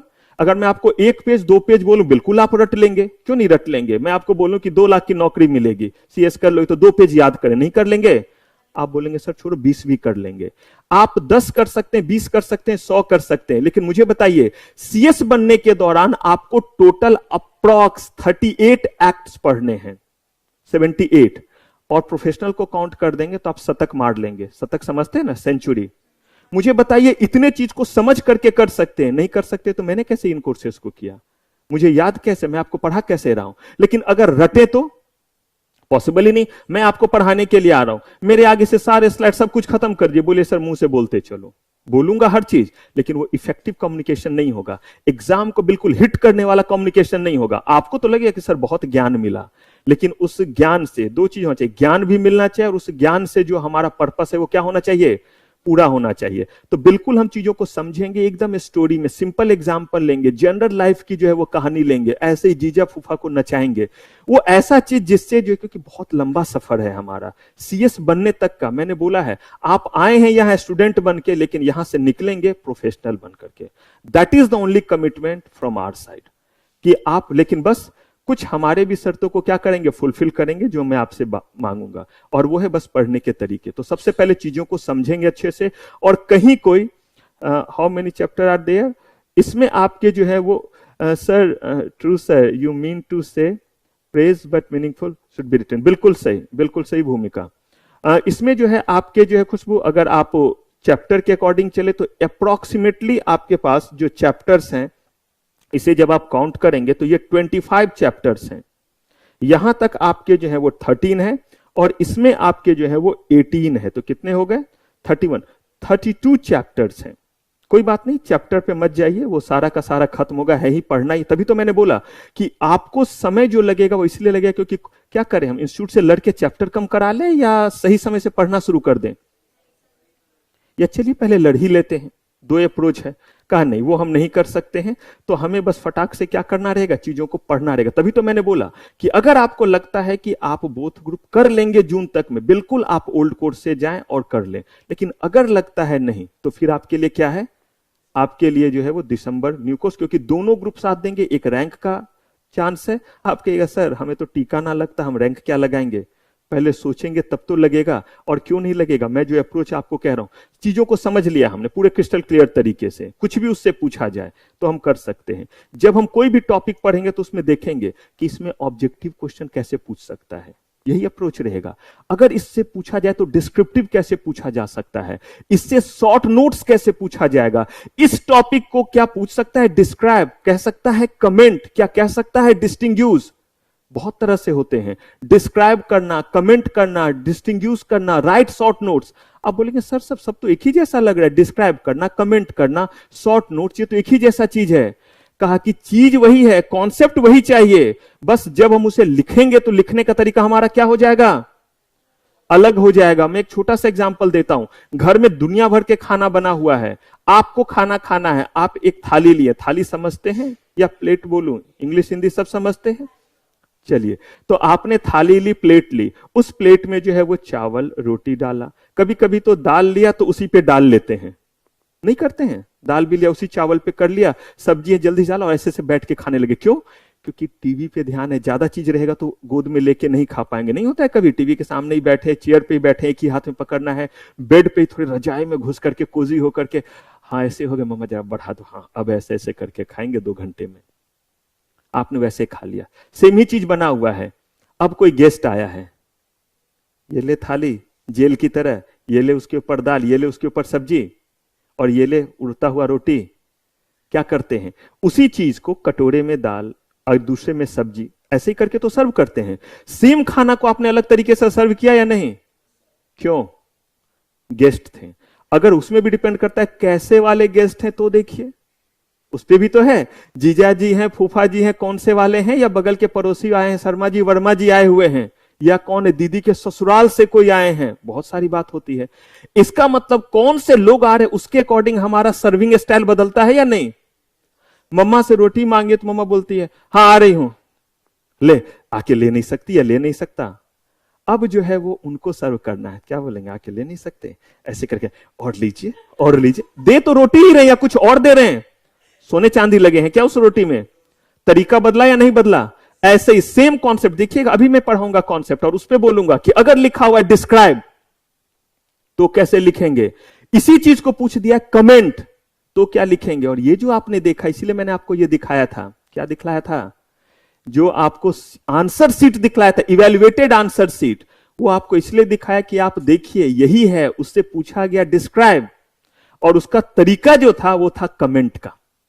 पूछा गया कमेंट और उसका तरीका था डिस्क्राइब का, तो लिखा किया डिस्क्राइब, मिले 2। आपने देखा कि उससे कम लिख करके उसे 3 मिले, क्योंकि वहां कमेंट पूछा गया, गलती से बंदे डिस्क्राइब को कमेंट ही समझा है हमेशा, या कमेंट को हमेशा डिस्क्राइब ही समझा कि एक ही चीज होता है लिख दो। तो वहां पे तो मैच कर गया, क्योंकि वहां पे पूछा डिस्क्राइब, लेकिन उस जगह तो पूछा था उसने कमेंट। उसका जो है कंटेंट में प्रॉब्लम नहीं था, खाना में कोई दिक्कत नहीं, जबरदस्त है, लाजवाब है, लेकिन अगर वैसे करके सर्व कर दिया तो जाकर के बाहर बोले कोई तमीज नहीं है इन घर वालों को, नहीं बोलेंगे। जबकि वो खा के देखते तो उन्हें पता चलता कि खाना कितना टेस्टी है। अब उन्होंने खाया भी, लेकिन फिर भी नेगेटिव गया या नहीं, तो आपको मार्क्स तो दिया उन्होंने, क्या 0 दिया, दिया तो कम दिया। जहां 4 देना था वहां क्या दिया, वही खाना अगर अच्छे से सर्व किया तो बाहर जाकर होता क्या बात है, बहुत अच्छे लोग हैं, क्या खातिरदारी करते हैं। और यहां पे टेस्ट अच्छा था तो बोले खाना बहुत अच्छा था, लेकिन कोई तरीका नहीं है इन लोगों का, गंवार तरह के लोग हैं, डोंट माइंड, लेकिन ऐसे ही लोग बोल देते हैं। तो वैसे ही यहां पे बेसिकली है कि हमें हर जगह देखना है कि अगर ये शॉर्ट नोट्स में पूछा तो कैसे। मुझे ये बताइए, अगर हम हर क्वेश्चन की तैयारी करके रहेंगे और ये एक टॉपिक पढ़ने पे जितने क्वेश्चन अराइज हो सकते हैं पाताल से खोज खोज के निकालेंगे कि इस लाइन से क्या पूछना है, अगर वो हम पहले कर लेंगे तो मुझे बताइए क्या कुछ छूट सकता है? और उसके बाद किस तरीके में क्या लिखना है वो प्रैक्टिस कर लेंगे। तभी तो मैंने समय मांगा, आपके किडनी थोड़ा ना मांगे, आपके क्या मांगा है? समय मांगा। मैं ऐवी मजाक में बोलूं कि वेरी गुड, वेल डन, आप दो ना, अभी हो जाएगा, आपके दोनों ग्रुप जो ने पक्का पक्का। तो मेरा काम क्या ये है एज बीइंग टीचर, क्या ये मेरा होना चाहिए सही में सजेशन? मेरा काम सब कुछ बताना। आप कहते नहीं सर हम चीज नहीं चाइनीज हैं, आप कमजोर स्टूडेंट होंगे, मैं बहुत होनहार हूं, मेरा हो जाएगा, तो मैं तो आपके साथ पूरे तरह से हूं। चाहे आप जिस भी अटेम्प्ट में दोनों ग्रुप साथ देना चाहें, आप 4 पेपर दें या आप 7 पेपर दें या आप 8 दें, मैं आपके साथ हूं। लेकिन फैक्ट है कि आप अपने टाइम को देखिए, आप पूरे दिन में देख लीजिए क्या पढ़ें। 8 पेपर या 7 पेपर, एक पेपर पे 1 महीने भी तो समय जस्टिफाइड है। आप ही नए में जा रहे हैं तो भी आप क्या सोचते हैं कि अगर आपको जून में दोनों ग्रुप देना रहता तो मैं क्या बोलता, वेल डन दे दो? नहीं कमेंट करता, क्योंकि आप सोच के देखिए एक एक चैप्टर जब आप पढ़ेंगे, फिर जब आप आएंगे लिखेंगे, चेक होगा, तब आप पकेंगे, तभी तो जाकर के लिखेंगे। आपको क्या लगता है रैंक इसी तरह आता है जब आप इस तरीके से शुरू से ही क्या करते हैं, स्ट्रैटेजी के अकॉर्डिंग चलते हैं। बस करना यह है कि समझना है एकदम अच्छे से, नहीं समझ में उसी समय पूछिए, खूब पूछिए, कोई दिक्कत नहीं। घर पे आप मुझसे पूछ सकते हैं, और मैंने आपको कहा ही है कि आपके पास ये लीजिए, मैंने लिख भी दिया 9350943680 ये नंबर, और आपके पास टाइम है 8:45 टू 9:15 PM। सारे बच्चों के लिए, जो बच्चे हमारे ऑनलाइन हैं उनके लिए भी, सारे बच्चे, ये आपका जो है वो टाइम है। इस टाइम में आप मुझसे अगर कोई क्वेश्चन पूछते हैं तो no prior appointment is required, कोई प्रायर अपॉइंटमेंट नहीं चाहिए। बस आपको अगर फोन पिक नहीं हुआ तो एक व्हाट्सएप कर दीजिए कि भाई मैं फलाने जगह से हूं, गरीब आदमी हूं, बच्चे बड़े सारे रहते हैं, अपने नहीं, अपनी तो एक ही बिटिया है, आप भी वही है, तो इसीलिए बस आप मैसेज करेंगे, खुद कॉल बैक चला जाता है। और ये मेरे साइड से होता है, मतलब मैं क्वेरी को सॉल्व करूंगा, ना कि कोई क्या करेगा, मेरा जो है कोई असिस्टेंट या कोई जूनियर करेगा। तो आप सोचिए, आप पढ़ रहे हैं और आपको दिक्कत है तो अगले दिन आए तो पूछ लिया, जो बच्चे बाहर हैं उनको जो है मैंने टाइम दे दिया, वो मुझसे पूछ लें, इससे ज्यादा भी कुछ चाहिए? लिखने वाली बात, जब आप लिखेंगे, हर दिन मैं आपको लिखने के लिए दूंगा, उसको आप लिखेंगे, मुझे दिखलाएंगे। जब आप दिखलाएंगे तो मैं बोलूंगा कि अब थोड़ा आप इंप्रूव कर रहे हैं, अभी थोड़ा सा ये है, यहां ऐसे करो। और जो बच्चे ऑनलाइन हैं, आप व्हाट्सएप से भेजेंगे और आपके साथ गूगल मीट पे हमारी मुलाकात होगी, जहां पे मैं मार्क कर करके आपको दिखाऊंगा। जो भी बच्चे, खुशबू, नमन, बहुत सारे बच्चे हैं, तो आप जब आएंगे तो आपको जो एक टाइम दिया जाएगा जहां पे मैं यहां से जो है बताऊंगा कि देखिए अंडरलाइन करके कि अगर ऐसे लिखेंगे तो इतने मार्क्स, ऐसे लिखेंगे तो इतने मार्क्स, और प्लस तब उस समय बतलाऊंगा कि वो 10 नंबर क्या था जो मिला था। आपको और कॉपी दिखलाऊंगा जिसमें वो 10 कम भी हुए हैं, किसी को 4 मार्क्स एक्स्ट्रा मिला, किसी के 4 कम भी हुए। आप बोलेगा सर ऐसा भी होता है? हाँ जी, दोनों चीज होता है। अब वो क्या रहस्य है, वो रहस्य खुलेगा, धीरे धीरे खुलेगा, सारा आज ही कैसे खुल जाएगा, अभी तो लंबा सफर है, अभी तो बस थोड़ा सा दिखलाया है, अभी तो पार्टी शुरू हुई है। चलिए, अब जितने भी केस लॉ है, प्रैक्टिकल क्वेश्चन, हर जगह पे जहां केस लॉ बनेगा केस लॉ करेंगे, उस जगह पे अगर न्यूमेरिकल क्वेश्चन होगा तो उसी जगह न्यूमेरिकल करेंगे। रीजन ये है कि अगर न्यूमेरिकल क्वेश्चन उस जगह नहीं किया तो फिर याद ही नहीं रहेगा कि इस पार्ट से न्यूमेरिकल अराइज हो सकता है या नहीं हो सकता। जैसे मैं आपको देखिएगा चीजों को जब बताऊंगा, बोनस सेक्टर बाकी बात होगी, कैलकुलेशन भी करेंगे बोनस निकालने का कि कितना अमाउंट हो सकता है, वही हमसे पूछ दे। हमें कुछ भी चीज छोड़ना ही नहीं है सिलेबस का। अगर हम कुछ छोड़ेंगे नहीं तो मुझे की बताइए, आप जो सुनते हैं कभी आउट ऑफ द सिलेबस, आपको पता है आज तक ऐसा कभी भी नहीं हुआ इतिहास में। आउट ऑफ सिलेबस दुनिया के किसी भी एग्जाम में क्वेश्चन नहीं पूछा गया है। फिर आपके सर हमने तो बहुत बार सुना है, आपने पढ़ा इत्तू सा है, आपका सिलेबस कितना हो गया? अब आपने जब इतना ही पढ़ा तो आप अगर इसके बाहर कुछ भी पूछा तो आउट ऑफ द सिलेबस हुआ या नहीं? वो सिलेबस से बाहर नहीं पूछा था, आपने जितना पढ़ा था उससे क्या पूछ दिया, आप परेशान हो गए। आपने बोला नहीं सर हमने स्टडी मैट का एक एक लाइन देखा था। स्टडी मैट का आपने जो लाइन देखा था उस लाइन में बस छोटा सा चीज लिखा हुआ है। मान लीजिए एक एग्जांपल डीवीआर, जिसको आप जब हम पढ़ेंगे सिक्योरिटीज लॉ तो हम लोग जो है बात करेंगे। या मान लीजिए कि कहीं भी वर्ड लिखा है फैक्ट्री, अब उस फैक्ट्री वर्ड को जो है उन्होंने लिख तो दिया, लेकिन वो कितना दूर तक है ये आपने तो सोचा ही नहीं। उन्होंने तो लिखा कि फैक्ट्रीज एक्ट हम पूछेंगे, फैक्ट्री का डेफिनेशन आपसे पूछेंगे, लेकिन फैक्ट्री का डेफिनेशन देखिए तो कितना वाइड है किस तरीके से है। कहने का मतलब जितना भी रहेगा वो सारा चीज को क्या करना रहेगा, हमें कवर करना रहेगा। राइटिंग स्किल डेवलप करेंगे, उसमें लिखने की हम प्रैक्टिस करेंगे। आपको जो क्लास नोट्स में कहता हूं, इसी चीज को जो पीपीटी यहां दिखेगा, उसको जिसको जिसको मैं लिखने बोलूंगा लिखेंगे। और इसके अलावा आपको क्या दिया जाएगा, बुक दिया जाएगा। इस दोनों से बाहर कुछ नहीं रहेगा। आप कहेगा सर ऐसे करके कोई बोलता नहीं है, तो मैंने बोला इसीलिए क्योंकि जो है कितने साल का अनुभव हुआ है, सिर्फ 14 साल का। और उसके बाद उस विंग में जो है वो पिछले 2010 से हैं, तो 12 साल तो वहां पे हैं। इसीलिए कह रहा हूं कि कुछ भी बाहर नहीं रहता। आप देखते हैं कोई भी जो है वो आईआईटी या कुछ करता है, वो पहले से कॉन्फिडेंट रहता है इंस्टीट्यूट कि हमारे इतने जो है वो रैंक लगेंगे। तो इसलिए मैंने बोला बस मुझे 10 क्लास तो लेने दीजिए, मैं बता दूंगा कि कौन कौन हमारे जो है वो रैंक के रेस में हैं और किस तरह से कर रहे हैं। जो नहीं है उनको बोला जाए कि भाई आप थोड़ा ऐसे कीजिए तब जाकर के ये चीज होगी। तो यहां पे हमें क्लास नोट्स और किस पे जाना है, बुक पे। जितने भी प्रीवियस ईयर क्वेश्चन है जो अवेलेबल होंगे मिलते जुलते, हमारा पहला रहेगा तो मिलते जुलते होंगे, अगर हम ओल्ड कोड से रहेंगे तो पहले के होंगे, वो सारे क्वेश्चंस करेंगे। प्लस और भी जो हम क्वेश्चंस निकाल सकते हैं और एन नंबर ऑफ टेस्ट। उससे क्या होगा, उससे जो है हमारा फियर ही खत्म हो जाएगा। और तब लास्ट में गुरु मंत्र, और ये वही गुरु मंत्र है जो मैंने दिखाया कि क्या किया, जो 10 बढ़ा दिया, किसमें जो है वो कम कर दिया। ये सर ये अगर पहले बता दूंगा तो आप बोलेगा सर अब तो हो गया, इतने से ही। तो कहते हैं जो लास्ट वाला चीज है वो क्या किया जाता है, सबसे बाद में। पहले सारे तीर आपके पास होंगे तब ना बोलूंगा कि देख वत्स, इस केस में ब्रह्मास्त्र और इस केस में पाशुपतास्त्र, इस केस में जो है वो नॉर्मल वाले। नहीं तो पता चला कि सामने छोटा सा सैनिक है और आपने ब्रह्मास्त्र चला दिया। सुने ब्रह्मास्त्र का नाम, ब्रह्मास्त्र, दिव्यास्त्र, रामायण महाभारत में ये सब सुने होंगे। तो जब योद्धा उतना मजबूत हो तो ब्रह्मास्त्र और दिव्यास्त्र चलाना है। सैनिक को तो एक तीर लेंगे टुक वाला और मार देंगे। तो यहां पे ये हमारा स्ट्रैटेजी रहेगा। तो चलिए अब स्ट्रैटेजी हमारी तैयार। हर दिन जो पढ़ाया बस उसका रिवीजन आपको हर दिन करना है, बस ये मुझे आपसे चाहिए। सेम डे बस क्या करेंगे, रिवाइज। आज जो पढ़ा अगर आज उसे आप रिवाइज कर लेंगे तो आपको पता है कितना टाइम लगेगा, सिर्फ 2 घंटे के क्लास को रिवाइज करने में आधे से 40 minute, 30 minutes to 40 minutes, that's it. अगर उससे ज्यादा लगे मुझसे मिलिए, मैंने तो नंबर भी दे दिया, कॉल कीजिए जो बाहर है कि सर ज्यादा टाइम लगा, तो मैं बताऊंगा कि कहीं आप मिस कर रहे हैं। क्योंकि मैंने शायद आपको ये नहीं बताया, I am a professional psychologist. SSC board में 5 साल ऑलरेडी साइकोलॉजिस्ट रह चुका हूं। तो प्रोफेशनल साइकोलॉजिस्ट का मतलब है कि आपके रूप, मैंने पहले ही बोला वो मैं कहां छोड़ के आता हूं, क्लास के बाहर। नहीं तो फिर मुझे मजा नहीं आएगा, फिर तो मुझे लगेगा कि दे रहे हैं चुन चुन करके ये लंबे लंबे वाला। तो वो बेसिकली बाहर छोड़ करके आते, क्योंकि वो मेरा हाईली पेड जॉब है। अब एज ए साइकोलॉजिस्ट अगर आप मुझसे टाइम लीजिएगा, आएगा अभी लीजिएगा तो 7 से 8 मंथ्स के बाद आपको मेरा कंसल्टेंसी का टाइम मिलेगा। ज्यादा नहीं लगता है, उसमें सिर्फ 25 मिनट के 45,000 रुपए लगते हैं। तो वो जो है वो अलग अलग लोगों के लिए रहता है, जो आपके प्रॉब्लम में होते हैं, मतलब अर्निंग पीपल होते हैं, उन लोगों के लिए होता है। यहां मैं आपको वो चीज फ्री में दे रहा हूं कि एज बीइंग साइकोलॉजिस्ट हमें ये पता रहता है कि किस समय आपका अप्रोच जो है थोड़ा सा मूव करने लगा, तो हम बस आप उसमें आपकी मदद करते हैं।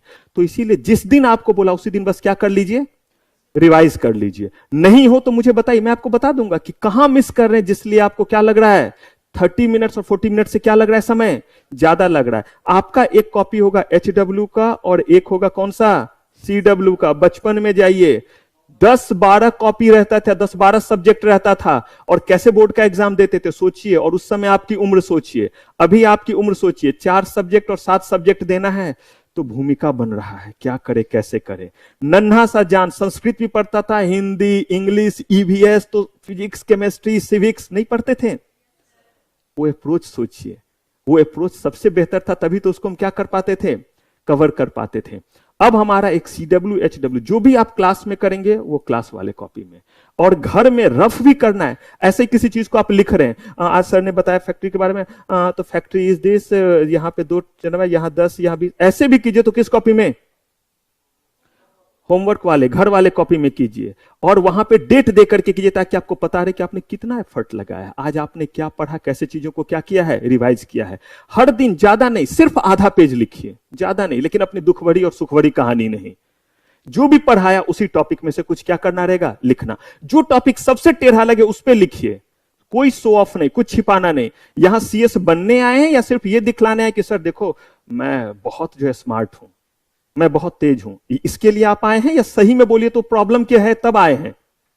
आपको पढ़ना है मुझसे तभी आप आए हैं ना। तो अगर आपके पास प्रॉब्लम है वो मुझे बताएंगे तो मैं ज्यादा मदद कर पाऊंगा, या आप छिपाएंगे तो मदद कर पाऊंगा। तो शो ऑफ में जाएंगे या जो प्रॉब्लम है वो सीधे बता देंगे? आज अगर मान लीजिए कोई एक छोटा सा बच्चा है और आपसे पूछे भैया दीदी जो भी आपको बुलाए, काका काकी जो भी बुलाए मान लीजिए, और बोले कि भैया दीदी मुझे बताओ CAT कैट, कैट मीन्स छोटा सा बच्चा है, आप उसको ऐसे गोद में लेते हैं और बोलते हैं बेटा CAT कैट, कैट मीन्स बिल्ली, बिल्ली म्याऊ म्याऊ करती है, बिल्ली की आंखें जो है वो क्या होती है, चमकती है। अब जो है वो इतना बड़ा बच्चा आया और वो कह रहा है दीदी दीदी CAT कैट, कैट मीन्स ये ले एक लात। गधा इतना बड़ा हो गया है और अभी तक तू CAT कैट, कैट मीन्स पूछ रहा है, तेरे इतने बड़े कैट के गले में जो है वो घंटी बांध रहे हैं और तू कैट पूछ रहा है। क्या अंतर हो गया भाई? आप वही, बच्चा वही, क्वेश्चन वही, अंतर क्या हो गया? तो अभी आप स्टूडेंट है, जो भी पूछेंगे चलेगा। कल के डेट में प्रोफेशनल बन गए और प्रोविजन नहीं आता है, शर्म लगेगा, किसी से नहीं पूछ पाएंगे। आज टीचर से पूछने में कोई हिचक नहीं होगी क्योंकि आप पढ़ने आए हैं। जो भी सर लिख नहीं पा रहे, ऑब्वियस सी बात है, नहीं लिख पा, तभी तो अभी आप CS नहीं बने हैं।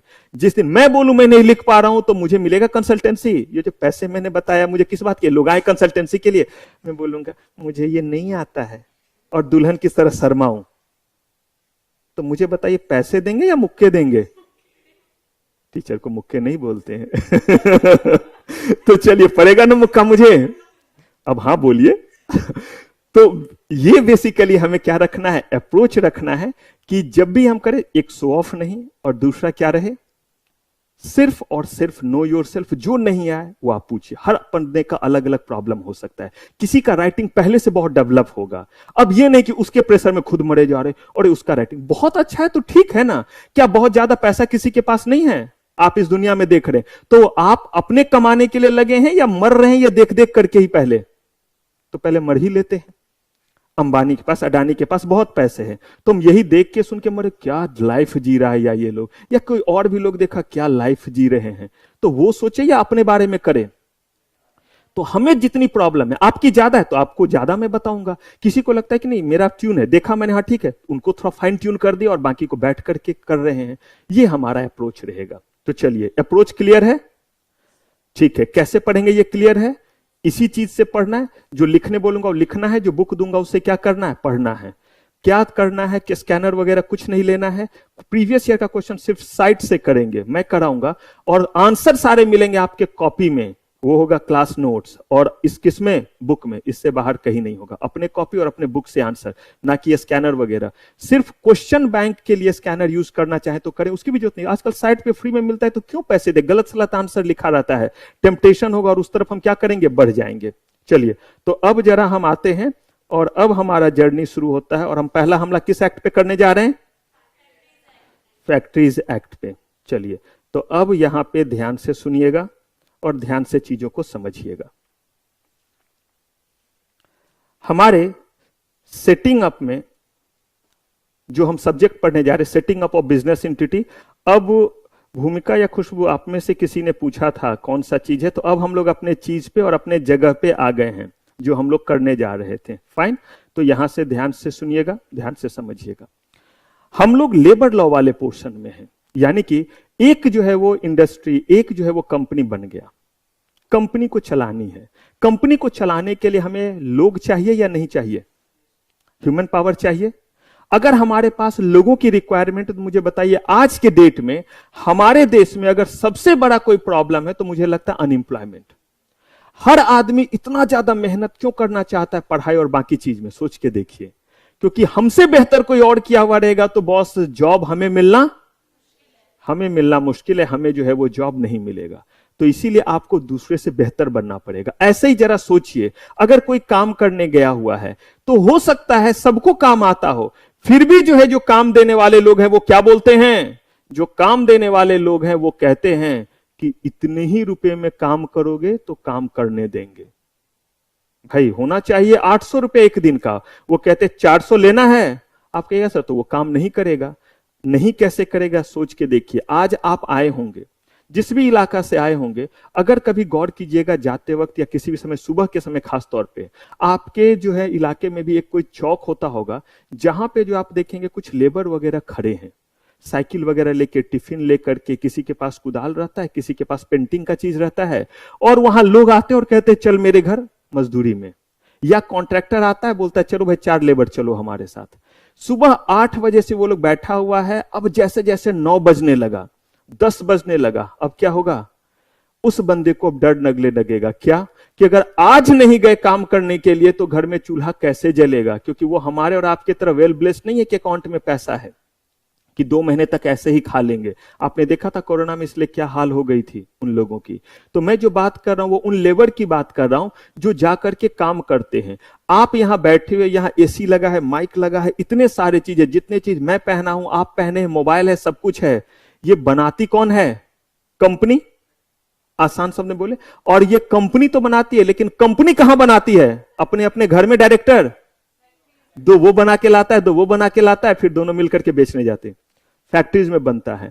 वहां पे जो लोग काम करेंगे, जरा सोचिए, ये वो लोग हैं जो आप तक आईफोन से लेकर के सब कुछ पहुंचाते हैं, हाईफाई चीज से लेकर के लोएस्ट चीज तक भी, हर जरूरत की चीज आप तक पहुंचाते हैं। लेकिन उनकी स्थिति सबसे खराब होती है। जो आईफोन बनाता है, आज तक वो उसके के पास आईफोन नहीं होगा जो उस फैक्ट्री में काम करता होगा। जो आपके लिकर हैं, कोल्ड ड्रिंक है, ये सारी चीजें सब तो फैक्ट्री में ही बन रहा है। अब कह रहे ये चीज जहां बनता है वहां पे चूंकि काम करने वाले लोग ज्यादा हैं, तो शायद उनको काम करते वक्त वो सारी फैसिलिटी ना मिले, उतने पैसे ना मिले। जब वहां काम करने के दौरान कोई हादसा हो जाए तो उन्हें कंपनसेशन ना मिले। पॉसिबल? ऐसा क्यों? लोग ज्यादा हैं और काम क्या है? कम है। यही तो वजह है। आज के डेट में अगर हमारे पास जो है वो काम जो है वो ज्यादा रहे, लोग कम रहे, तो बताइए मोनोपोली उनका चलेगा या नहीं चलेगा? और आप ये देख भी सकते, अगर मोहल्ले में सिर्फ एक इलेक्ट्रीशियन है तो जरा कॉल कीजिए, आ रहा हूं सर, आ रहा हूं, आज बोल करके 3 दिन बाद आएगा। क्यों?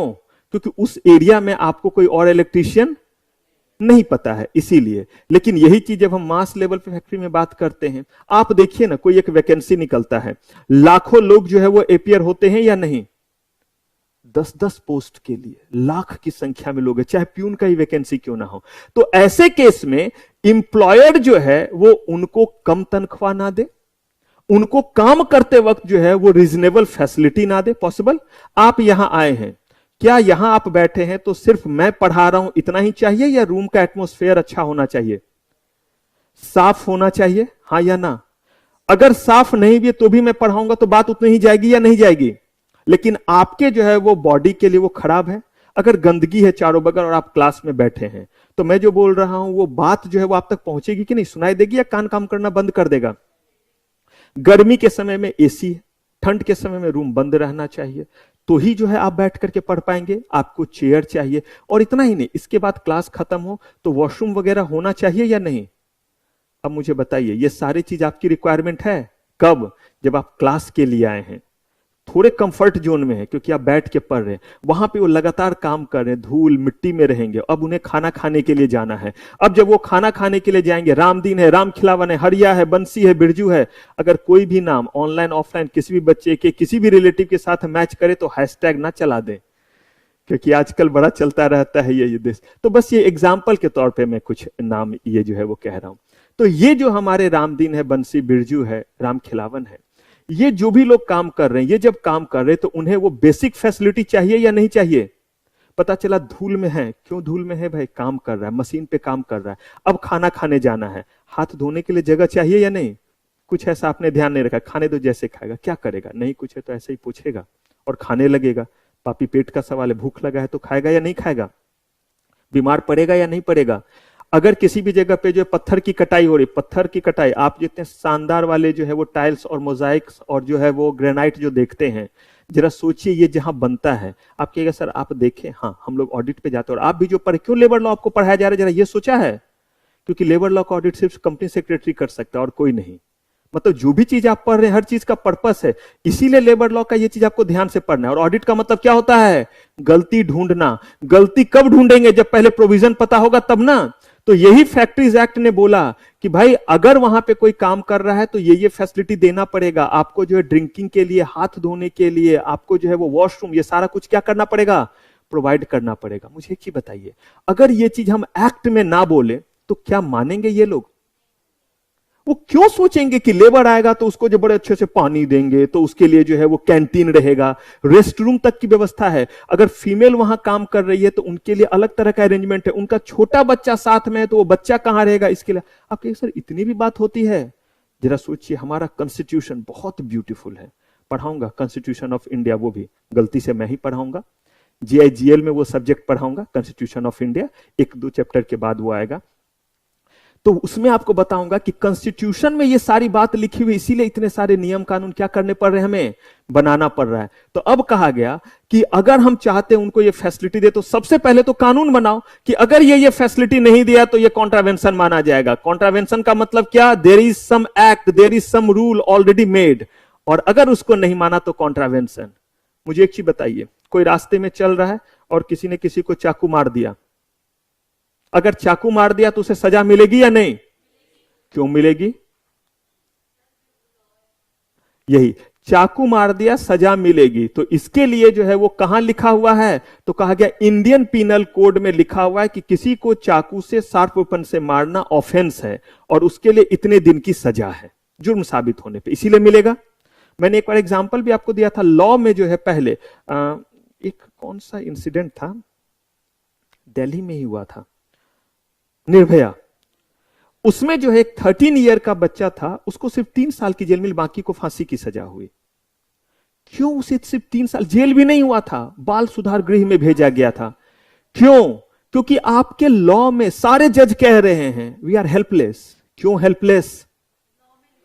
लॉ में नहीं लिखा हुआ है। इससे ज्यादा का लिखा हुआ, कितना भी बड़ा क्राइम करे तो उसको ज्यादा से ज्यादा 3 साल के लिए बाल सुधार गृह में क्या कर सकते हैं, उससे ज्यादा का सजा नहीं दे सकते हैं। अब लॉ को क्या किया गया, फिर अमेंड किया गया, लेकिन उस समय तो नहीं था ये प्रोविजन। तो ठीक वैसे ही यहां पे अगर लॉ ही नहीं बना हुआ रहेगा तो मुझे बताइए कौन इंप्लॉयर जो है वो देने वाला है अपने इंप्लॉय को इतनी सारी फैसिलिटी कि वहां पे साफ सुथरा जगह रहे, कितने घंटे काम लेना हो, पता चला दिन रात खटाए हुए, चल करेगा कैसे नहीं, और काम करके जा। लेकिन यही अगर बना हुआ, आपके सर इसके बावजूद भी तो करा लेते हैं। मुझे एक चीज बताइए, लॉ बना हुआ फिर भी किसी को कोई चाकू मार रहा है या नहीं, गोली मार रहा है या नहीं, तो क्या करे? हटा दे इंडियन पिनल कोड, उसको इंप्लीमेंट ठीक से करे। यही अप्रोच होना चाहिए। ठीक वैसे ही कानून तो बना हुआ है आपके, लेकिन कानून बना इसलिए थोड़ा क्या हो रहा है, कम हो रहा है, क्योंकि इसी के ऑडिट पे लोग एकाएक पहुंचेंगे। इसी में हम देखेंगे फैक्ट्री के इंस्पेक्टर होते हैं अलग, वो पहुंचेगा और एकाएक देखेगा क्या कंडीशन है। काम कर रहा है बंदा, फर्श पे पानी गिरा हुआ है, सर पे जो है वो सामान ढो करके जा रहा है, पीठ पे सामान लेकर के जा रहा है, जाएगा गिर जाएगा, पैर टूट गया, कोई भी चीज हो गया, वहां पे सफाई होनी चाहिए या नहीं? बगल से नाला केमिकल वगैरह भी बह रहा है, जहां केमिकल वगैरह का काम होता है वहां से छोटा सा नाला निकाल देते। अब जरा सोचिए, लगातार उसमें वो रह रहा है, वो वैसे नहीं होकर के वो ढका होना चाहिए। ये बात कहीं लिखा हो तब ना।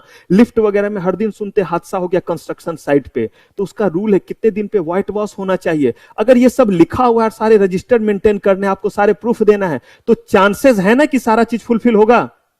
अगर हमने बना दिया मिनिमम वेजेस एक्ट, तो अगर उससे कोई कम दे रहा है तो ऑफेंस होगा या नहीं?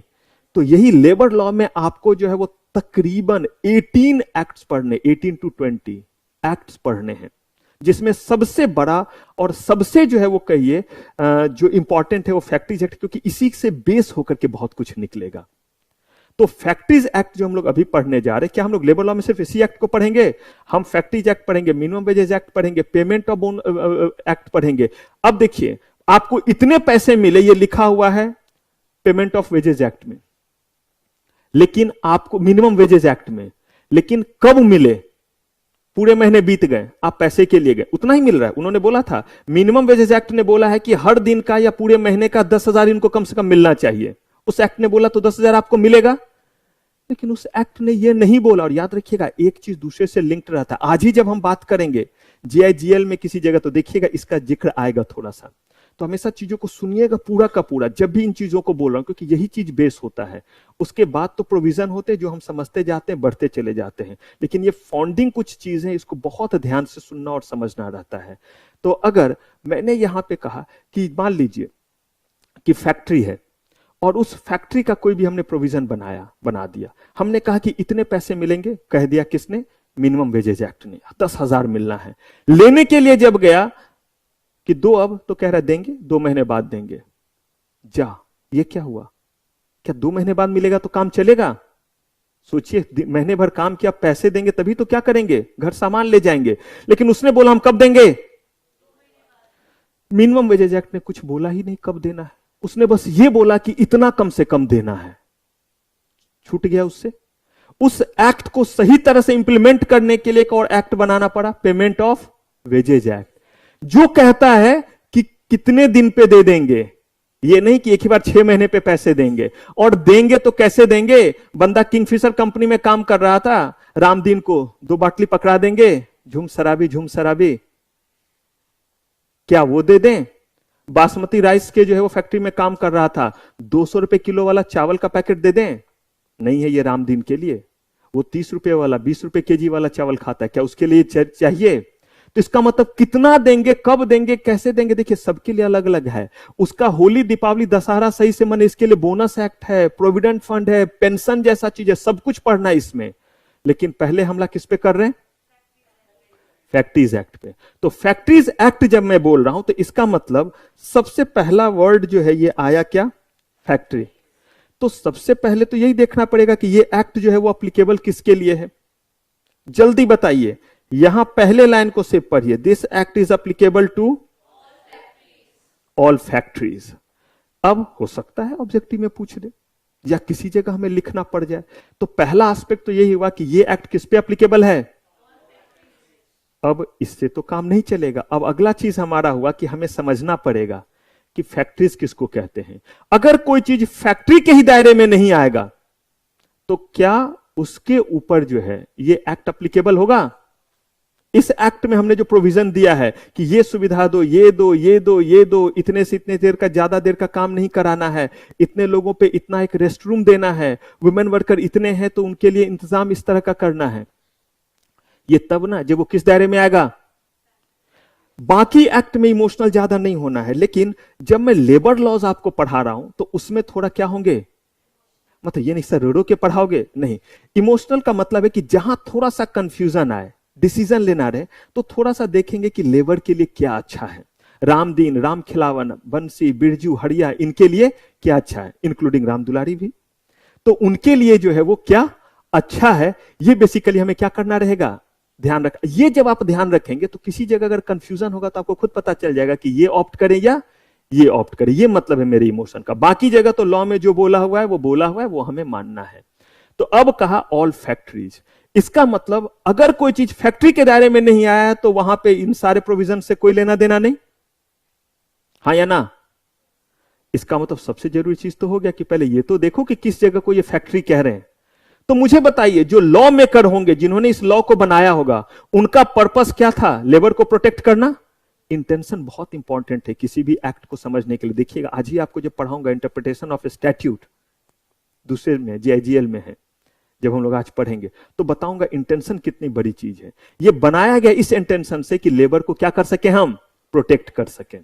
कहा ठीक है, लेबर को प्रोटेक्ट करने के लिए तो ज्यादा से ज्यादा चीज को अगर फैक्ट्री के दायरे में डाल दें तो वो अच्छा है, या कम चीजों को फैक्ट्री के दायरे में रखें।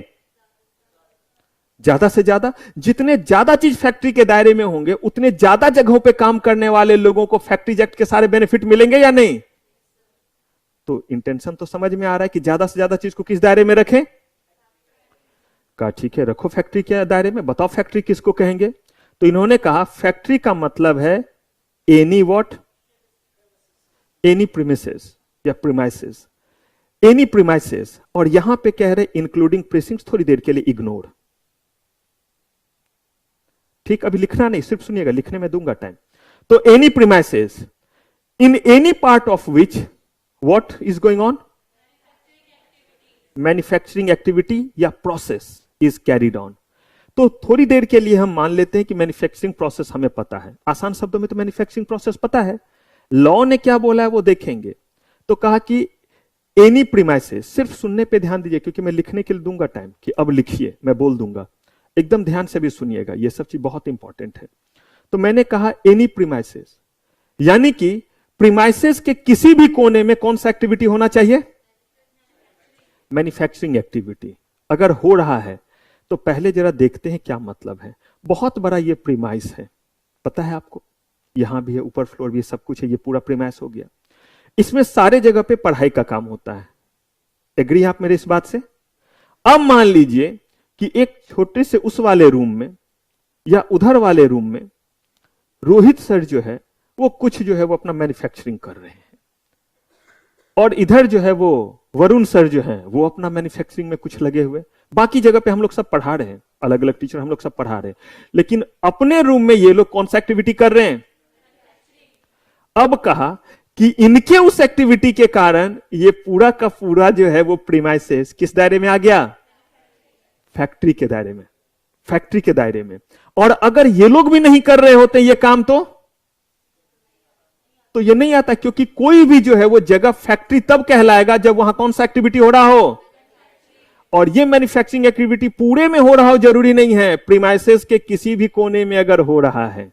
और डिटेल में जाएंगे, पहले इसका बेसिक समझिए।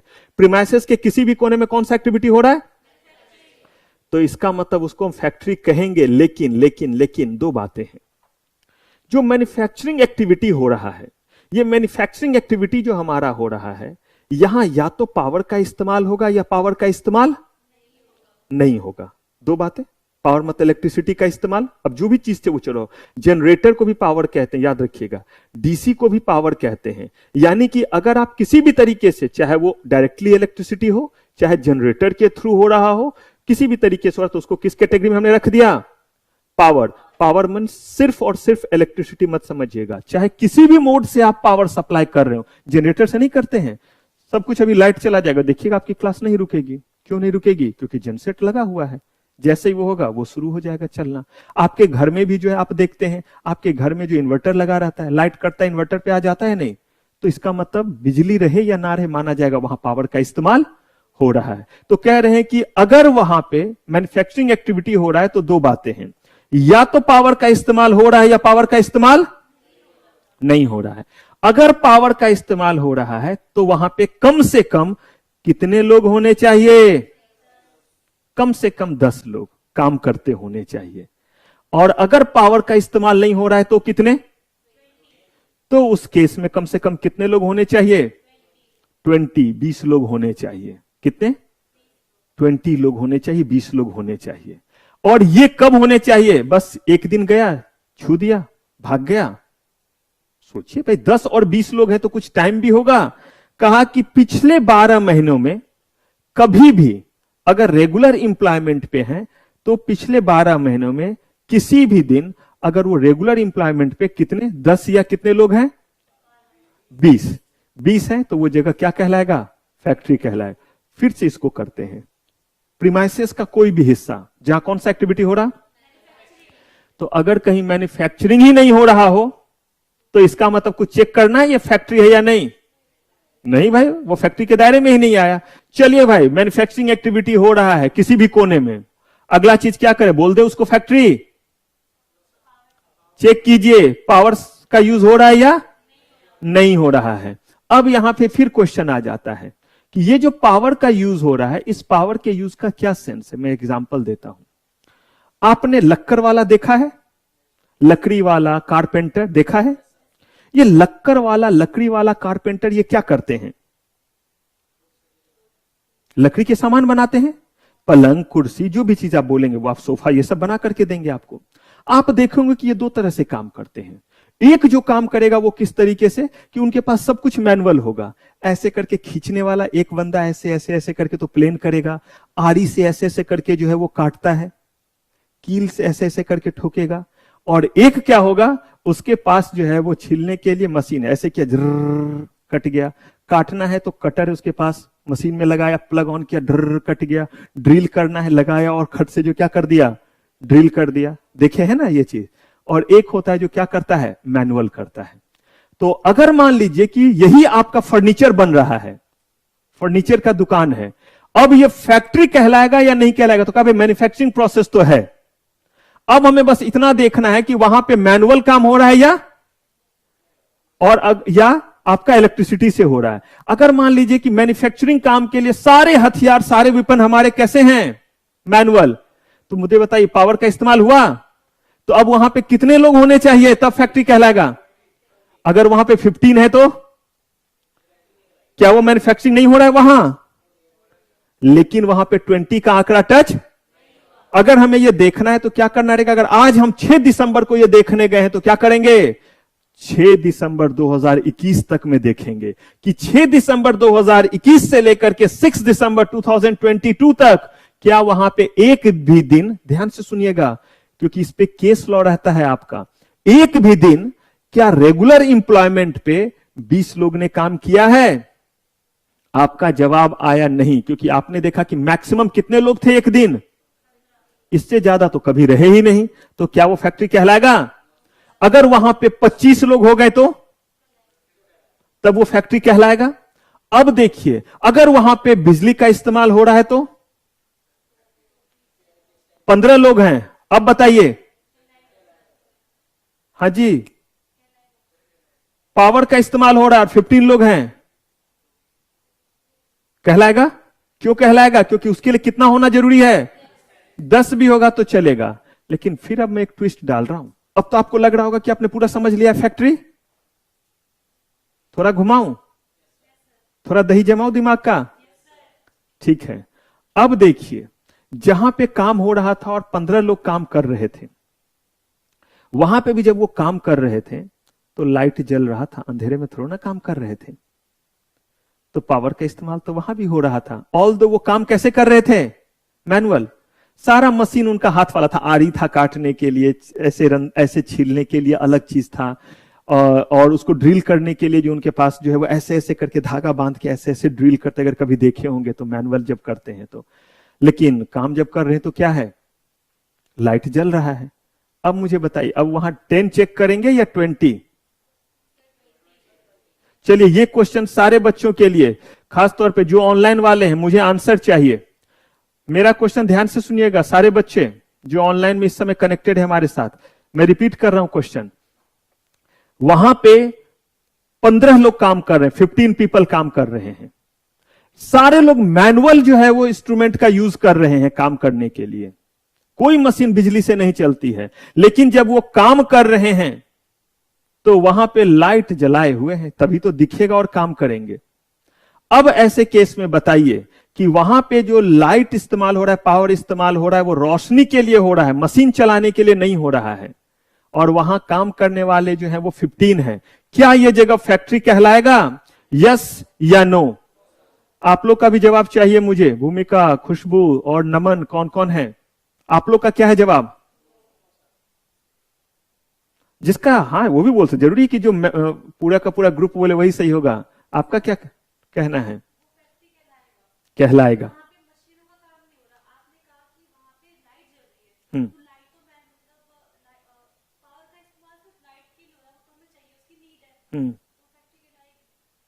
अच्छा, उसकी नीड है तो कहलाएगी।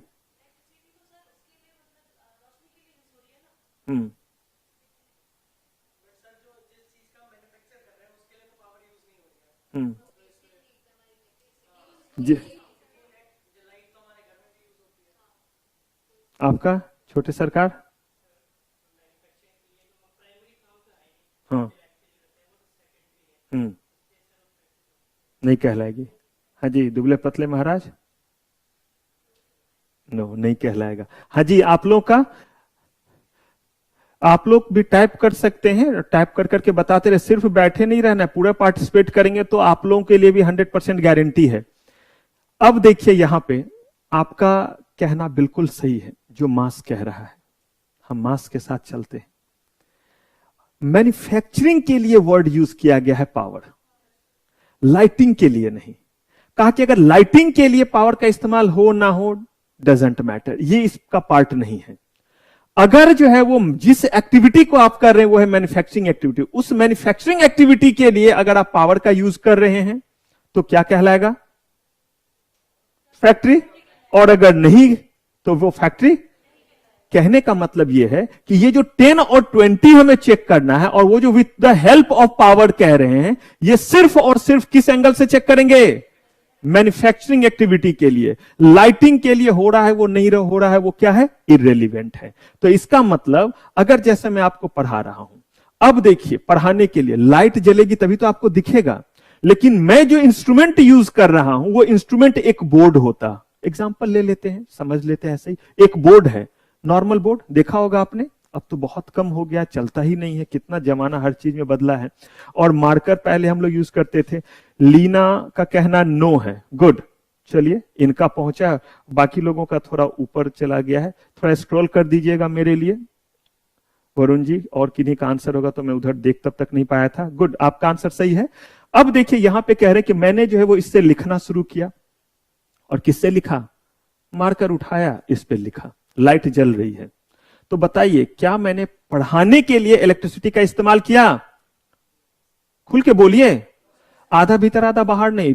और कंफ्यूजन तो जीवन में किसी चीज पे नहीं रखना है, किसी चीज पे नहीं। और डरना नहीं है। डरने का तो ये नहीं सर आपको हर दिन आते आते पीटेंगे, भाई ये मतलब नहीं हुआ, राह बता तो आगे चल नहीं। डरने का मतलब डर मत रखिए, ना एग्जाम का डर, ना चल रहे तो क्या होगा, वहां क्या होगा, ऐसे कुछ नहीं। थोड़ा फियरलेस होकर के लाइफ जिए, आसान हो जाएगा। फियरलेस का मतलब उदंड बनना नहीं होता है, बहुत छोटा सा डिफरेंस होता है। मतलब भीतर में जो है वो डर जैसा नहीं।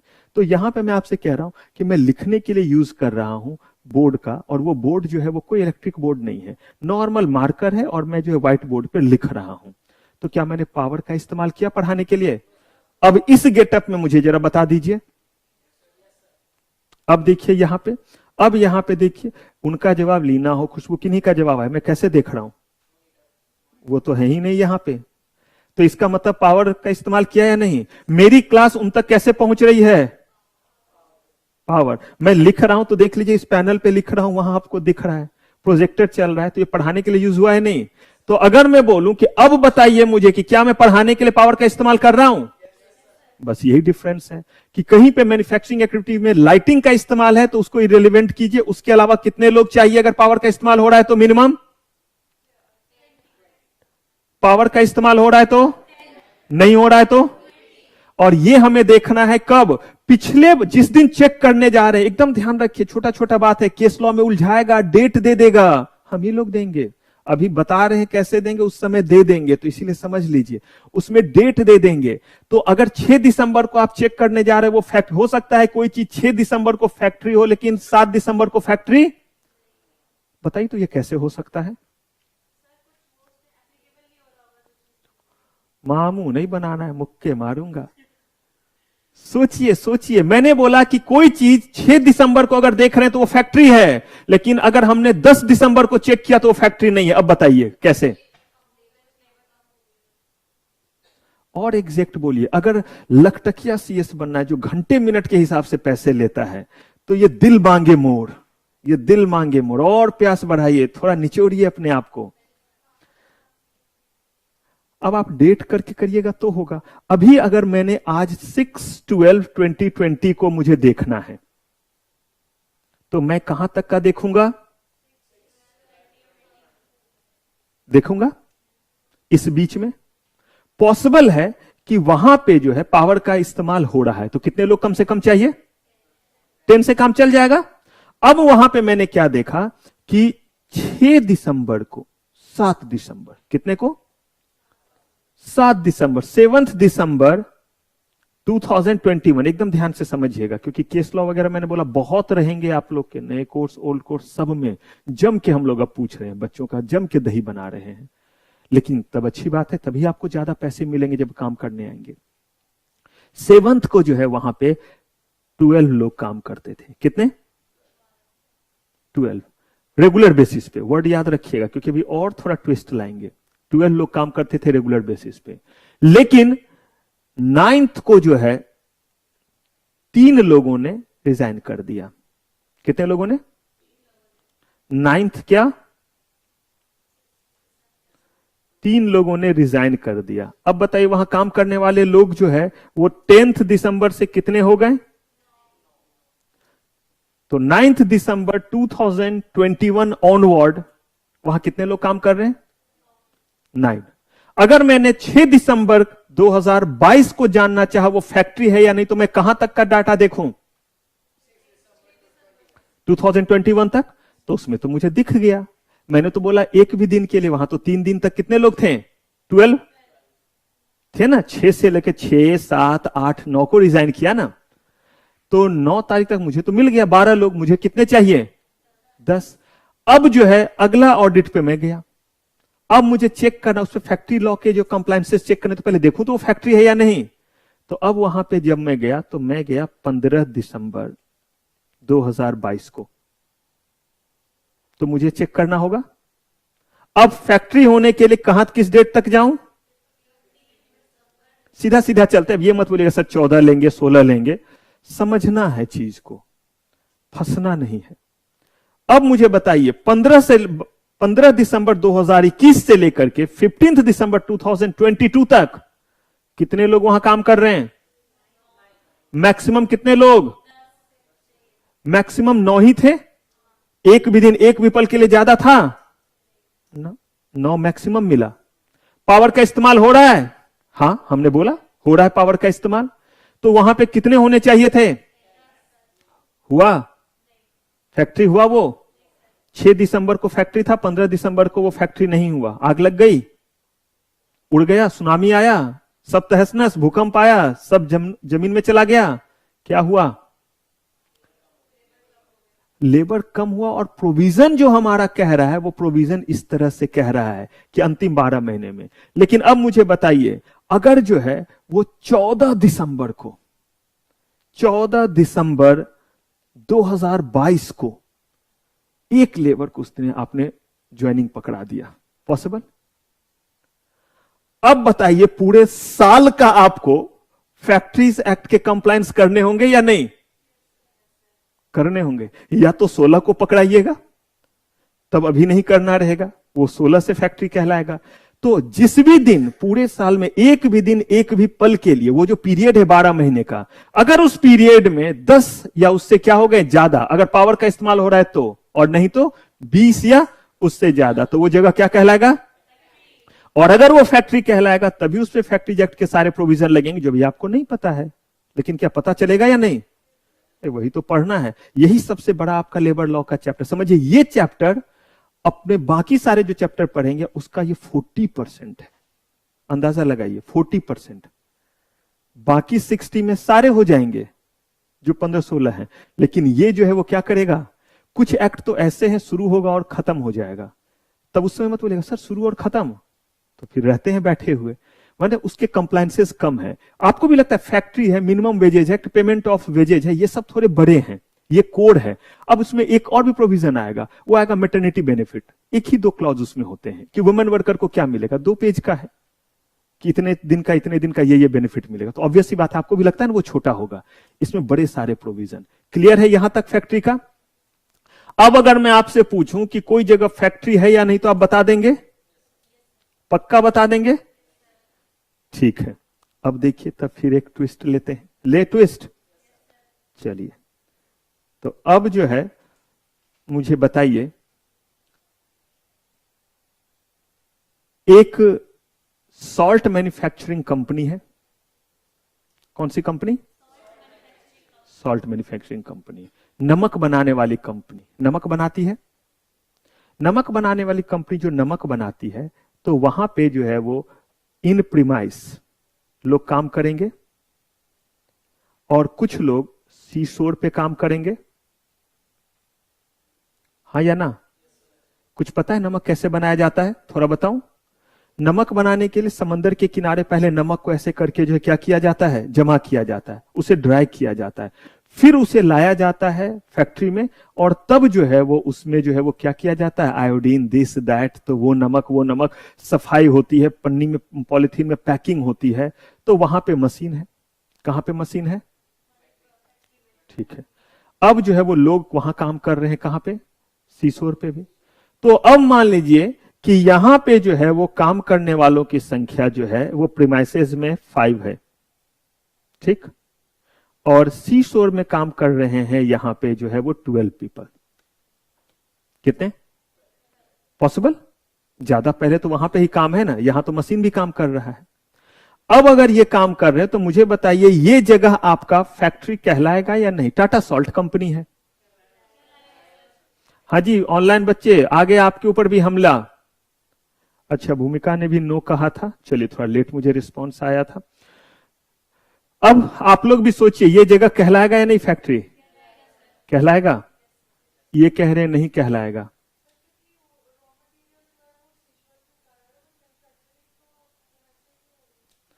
अच्छा, इसका मतलब कंफ्यूजन आ रहा है, थोड़ा सा आ रहा है ना? यस या नो बोलिए। अगर हल्का सा भी कंफ्यूजन आए तो मैंने कंफ्यूजन आने पे क्या बोला था? किसके एंगल से सोचिए? तो भूमिका का कहना नो, लीना का कहना यस। अलग अलग आंसर इधर भी है, मिक्स आंसर इधर भी है। कुछ बच्चों का यस, कुछ बच्चों का नो। अब एक काम कीजिए सब लोग, मैं इस आंसर को भी इग्नोर करता हूं सबके। एक बार पहले हम अपने उस लॉजिक पे आते हैं कि जहां लगे थोड़ा कंफ्यूजन है, थोड़ा जो है वो इमोशनल होकर के सोचिए लेबर के लिए क्या अच्छा है। आपने कहा नो, इसका मतलब फैक्ट्री नहीं कहलाएगा। तो जरा सोचिए, जो सीसोर पे रामदीन हरिया राम खिलावन है उसको तो बेनिफिट नहीं मिलेगा फैक्ट्रीज एक्ट का। बंसी बिरजू जो प्रीमाइसेस में उसको ही मिलेगा अगर वहां पे उतने लोग होंगे तो। सोच के देखिए, फैक्ट्री में कन्वर्ट होने के लिए लेबर को वो प्रोविजन मिले, वो फैसिलिटी मिले, इसके लिए पहले वो जगह फैक्ट्री होना चाहिए। तो जो लोग वहां काम कर रहे हैं उनको भी क्लब करें या ना करें? मैं फिर बोल रहा हूं, थोड़ा इमोशनल होकर के सोचिए। अगर आप कर लेंगे तो देखिए संख्या बढ़ गई। अगर संख्या बढ़ गई तो अब ऐसे केस में ज्यादा चांसेस है उनके फैक्ट्री में कन्वर्ट होने के, और उन लोगों को तब बेनिफिट मिलेगा। अब जरा सोचिए, यहां भी और भी ट्विस्ट आना है। अभी टोटल कितना हुआ है? अच्छा, विराट का और नमन का भी कहना यस। अब देखिए यहां पे कि अगर वो कह रहे हैं कि टोटल जो है वो हमारे पास हो गए 15। एक आपके पास क्वेश्चन आ सकता है कि सर अगर ये 20 से ज्यादा होता तो कोई बात नहीं, हम इमोशनल हुए, हमने बोला दोनों को क्या कर देंगे, क्लब कर देंगे। यानी कि किसी भी मैन्युफैक्चरिंग एक्टिविटी से, बड़े ध्यान से सुनिएगा, किसी भी मैन्युफैक्चरिंग एक्टिविटी से रिलेटेड जितने भी एक्टिविटी हो रहे हो, चाहे वो 10 जगह क्यों ना हो रहा हो, सबको क्लब कीजिए, ऐड कीजिए, प्लस कीजिए, जोड़िए, जो भी लैंग्वेज आप समझें, और उसके बाद अपने प्रोविजन को चेक कीजिए, 10 वाला और 20 वाला। क्लियर है? अब एक चीज और है, ये तो क्लियर हुआ, यस या नो? हाँ जी, इधर बच्चे क्लियर है ये? क्योंकि अब मैं इसमें फिर थोड़ा सा ट्विस्ट ला रहा हूं। अभी मैंने बोला कि जितने भी जगह लोग काम कर रहे होंगे, अगर कोई भी मैन्युफैक्चरिंग प्रोसेस है जो 4 जगह से होकर गुजरता है, तो प्लेस 1, प्लेस 2, प्लेस 3, प्लेस 4 सबको क्या कर दिया, ऐड किया। ऐड होने के बाद जो संख्या निकली वो लिख लिया, और वो नंबर निकलने के बाद अगला प्रोविजन चेक करना है कि वो जो है 10 और 20 के दायरे में आए या नहीं आए। अब एक और ट्विस्ट दें, अगर इस जगह मान लीजिए कि 5 और 15 रहता, तो बताइए आप सीधे कह देते फैक्ट्री या नहीं? अब के अकॉर्डिंग 5 लोग काम करते हैं अंदर में मशीन पे, और 15 लोग जो हैं वो समंदर पे। अब बताइए 20 हो गए, तो वो फैक्ट्री होगा या नहीं? हो गया। अब तो इसमें ये नहीं देखना है पावर का इस्तेमाल हो रहा है या नहीं, क्योंकि हो रहा हो या नहीं हो रहा हो, कितना हो गया, 20 हो गया, तो आपने कह दिया। लेकिन देखिए अब थोड़ा सा जो ट्विस्ट है, जहां पे आपको एक चीज फिर सोचना पड़ सकता है, और वो क्या है? मैं आगे बढ़ूं या आप कुछ पूछ रहे थे? आ रहे, तब तो आप आगे बढ़ गए, बिल्कुल ठीक, वहीं पे आएंगे। तभी तो आप ही लोग ने इसीलिए इतना करके छोड़ा है कि दिमाग में आया ना ऐसा, मन में लड्डू फूटा तो मिलेगा छोटा भीम का लड्डू। अब देखिए यही क्वेश्चन मैं दे रहा हूं अब, कि इस सिचुएशन में ध्यान से सारे बच्चे ध्यान से, ये आंसर अगर सही आ गया तो मजा आ जाए। देखते कितना आपका इंट्यूशन काम करता है, आप कितना सोच पाते हैं। अब हम एक क्वेश्चन ले रहे जिसमें प्रीमाइसेस में जो है वो 5, ठीक है, यानी कि किस जगह, अंदर कह दीजिए। प्रीमाइसेस में तो सब कवर हो जाता है, क्योंकि अभी उस डेफिनेशन को और ब्रॉड करेंगे। यानी कि मशीन वगैरह जहां पे क्लोज इन्वायरमेंट है वहां पे कितने लोग हैं, 5 लोग हैं, और यहां पे जो है वो हमारे जो हैं वो हैं 6। कितने? चलिए अब इसमें देखते हैं, जो भी लोग इधर, विराट, नमन, लीना, भूमिका, सारे बच्चे, आप लोग का भी जरा चेक करें नॉलेज। इस सिचुएशन में ये जगह फैक्ट्री कहलाएगा या नहीं, और मैं कुछ नहीं बताऊंगा। अब आपको जो भी आंसर आ रहा है, अगर वो इफ बट के साथ है तो इफ बट के साथ अपने आंसर को रखिए, और नहीं तो जैसे रखना है। हाँ, एक चीज और बता दूं कि ये जो जगह है यहां पे इलेक्ट्रिसिटी का इस्तेमाल हो रहा है। क्लियर कर दिया मैंने? ये जो प्रीमाइस है जहां मशीनें हैं, उस मशीन को चलाने के लिए किसकी जरूरत है भाई? इलेक्ट्रिसिटी तो सीसोर पे भी रात में काम होगा तो वहां भी बल्ब वगैरह टंगेंगे या नहीं बैटरी वाले? तो वो तो इररिलेवेंट है। लेकिन यहां पे मशीन जो चलेगा, जो प्लास्टिक को पैक करेगा, नहीं करेगा, पैकिंग वगैरह, प्रिंटिंग करेगा, वो मशीन सब किससे चलते हैं? मैनुअल चलेगा वो सब, पावर से। तो इसका तो इलेक्ट्रिसिटी यूज हो रहा है।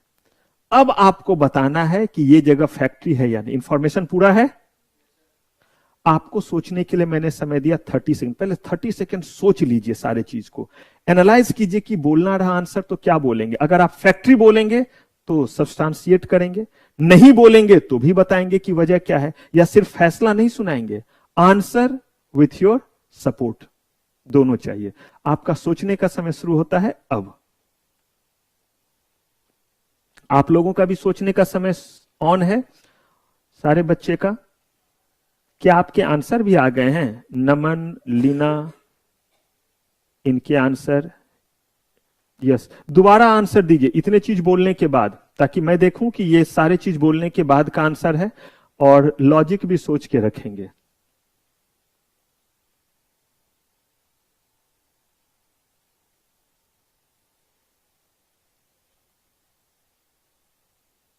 सोच लिया?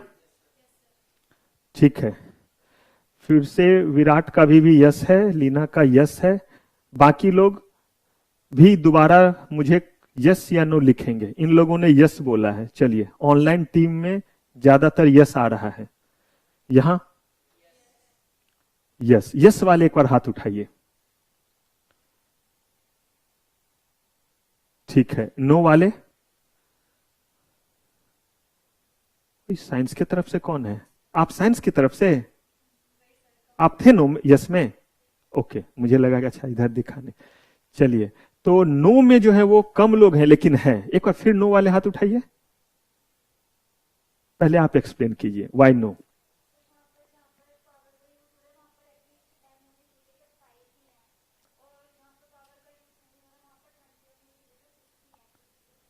ठीक है, ये इनका अपना सोचना है।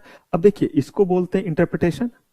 बड़ा मजा आएगा आज, इसीलिए दूसरा टॉपिक इंटरप्रिटेशन ऑफ स्टैट्यूट रखा है। वो सारे जगह इसका मैं रेफरेंस दूंगा, और जो बच्चे आज नहीं उनको मजा बहुत आने वाला है, क्योंकि ये जो बातें हैं ना जो हम लोग करते हैं, ये बात दोबारा क्लास में रिपीट नहीं हो पाती है। जो हमने शुरू में बात की, क्वेश्चन पेपर दिस दैट, तो इसीलिए क्लास में प्लीज रहना शुरू से है, एकदम स्टार्ट से, मेरे पहुंचने से पहले तक एक भी लाइन मिस नहीं हो। तब मैंने बोला है कि तब मैं लिख के देता हूं कि कोई जो है वो रोक नहीं सकता।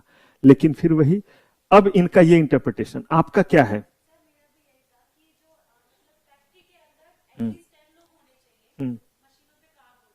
ओके, ठीक है, एक बार इनका सुनते। नमन कह रहे बिकॉज इलेक्ट्रिसिटी का यूज हो रहा है और दोनों को साथ में रख के टोटल नंबर ऑफ पीपल 11 है। ये इनका कहना है कि इलेक्ट्रिसिटी का इस्तेमाल तो हो रहा है, और पहला प्रिंसिपल हमने क्या बोला, दोनों को क्या कर देना है। ओके, गुड नमन।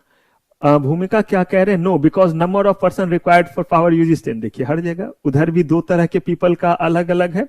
ठीक है भूमिका, आपके भी इस चीज पे आते हैं, आपके सपोर्ट में यहां भी कुछ आंसर आए हैं। जिन्होंने भी नो कहा, आपने भी नो बोला था ना, यही कहना है।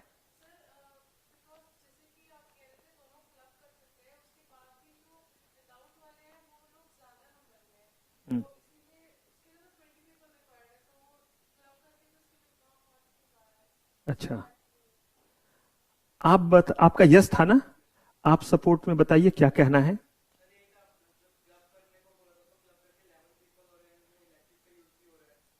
तो इलेक्ट्रिक का यूज तो एक जगह हो रहा है। हाँ, फायदा देखते हैं किस चीज से। हाँ, दुबले पतले, आपका क्या कहना है? सेम है। मैं ज्यादातर बच्चों का ऐसे ही नाम रखता हूं, दुबले पतले। तो आज से इतिहास इनको किस नाम से जानेगा? दुबले पतले के नाम से।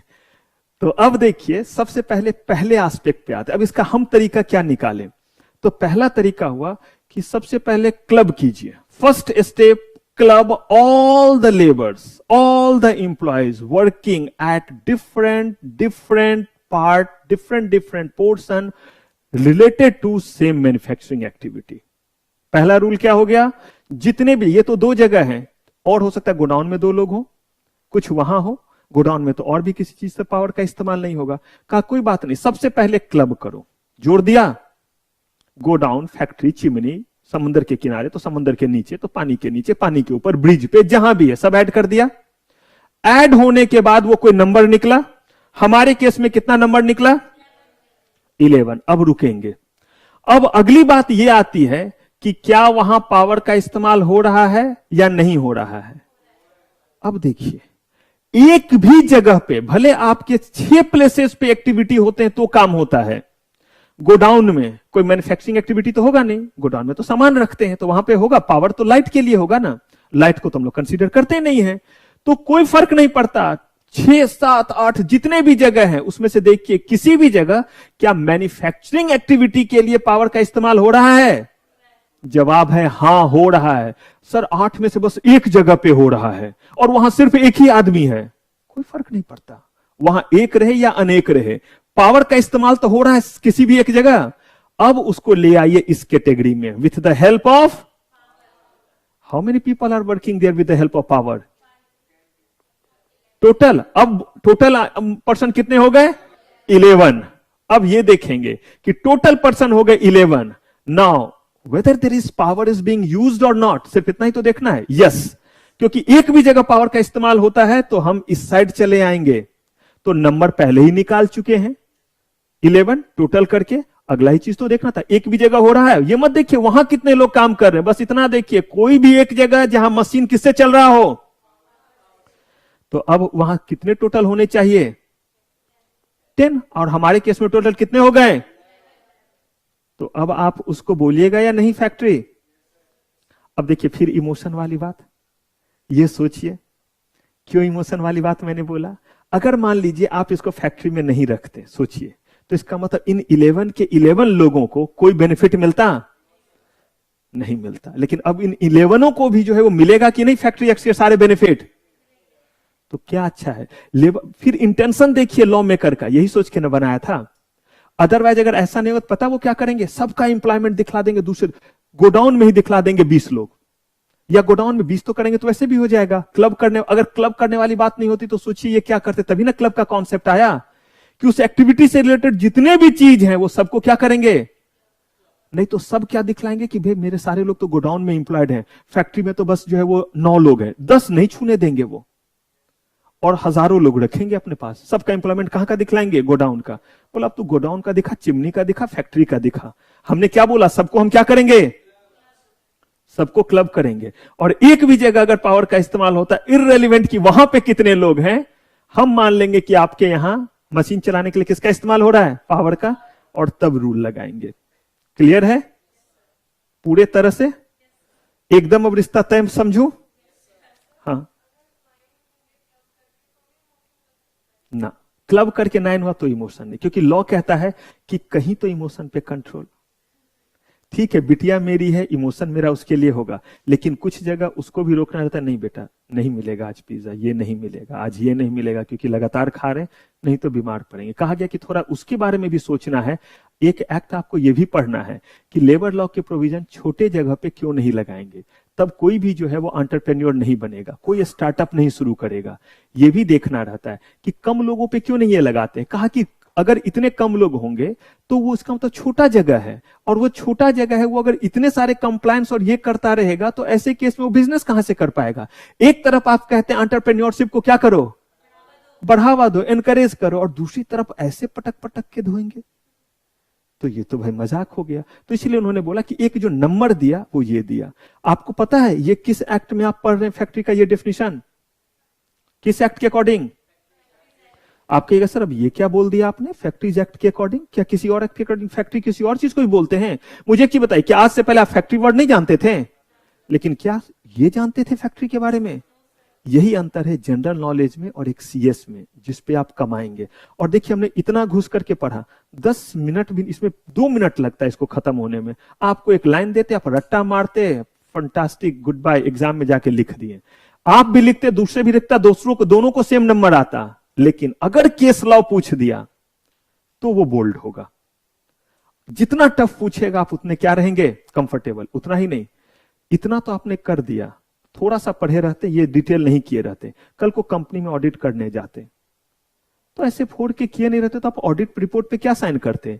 और अगर आप गलत साइन करके आते तो ज्यादा नहीं है। बहुत सारे केसेस में सिर्फ 10 साल का ही free lunch, free dinner, free accommodation है सीएस को, अगर उससे गलती हो जाए तो। समझ रहे? पोसंपा भाई पोसंपा, imprisonment, free lunch, free dinner, free accommodation, रहना खाना सब फ्री, पिसिंग, तो ये सब है। तो अब बताइए उसके लिए तो पढ़ना पड़ेगा, तो इसीलिए हमें इस लेवल तक जाना पड़ेगा। अब इसमें से बताइए कुछ भी अगर पूछेगा तो हम बना सकते हैं या नहीं? अब शॉर्ट नोट्स पूछे कमेंट पूछे या केस बना करके दे दे कि XYZ is running a factory, the factory is running at 3 places, this, इतना बड़ा सा दे दिया। बच्चा डर गया, 5 नंबर का क्वेश्चन और एक ढड्ढर लिख दिया और केस लॉ वो भी डिजिट के साथ। किस्मत खराब है इस बार, अगली बार बाबा जी का आशीर्वाद लेके जाएंगे एग्जाम देने। ना ना ना, कोई बाबा जी की जरूरत नहीं है, ये बाबा है और आप खुद भी बाबा हैं।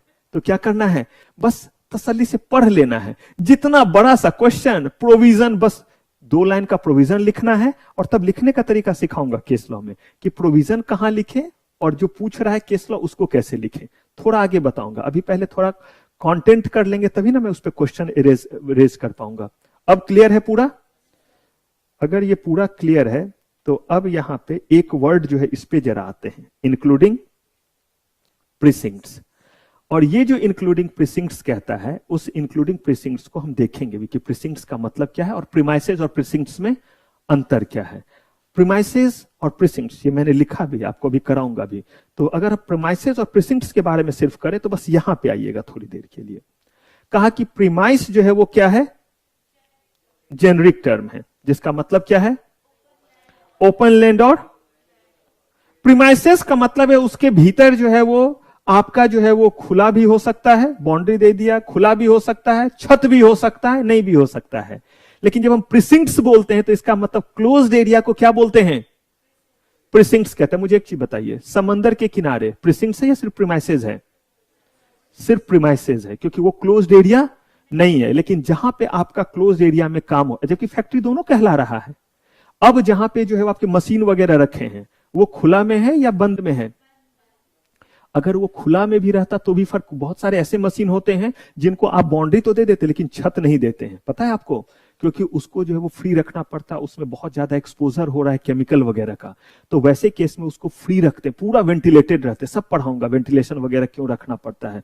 बहुत अलग अलग, आप सोचिए केमिकल, हमारे यहाँ एसिड भी बनता है उसकी भी जरूरत है, और हार्मफुल केमिकल की भी जरूरत है, और इटेबल की भी जरूरत है।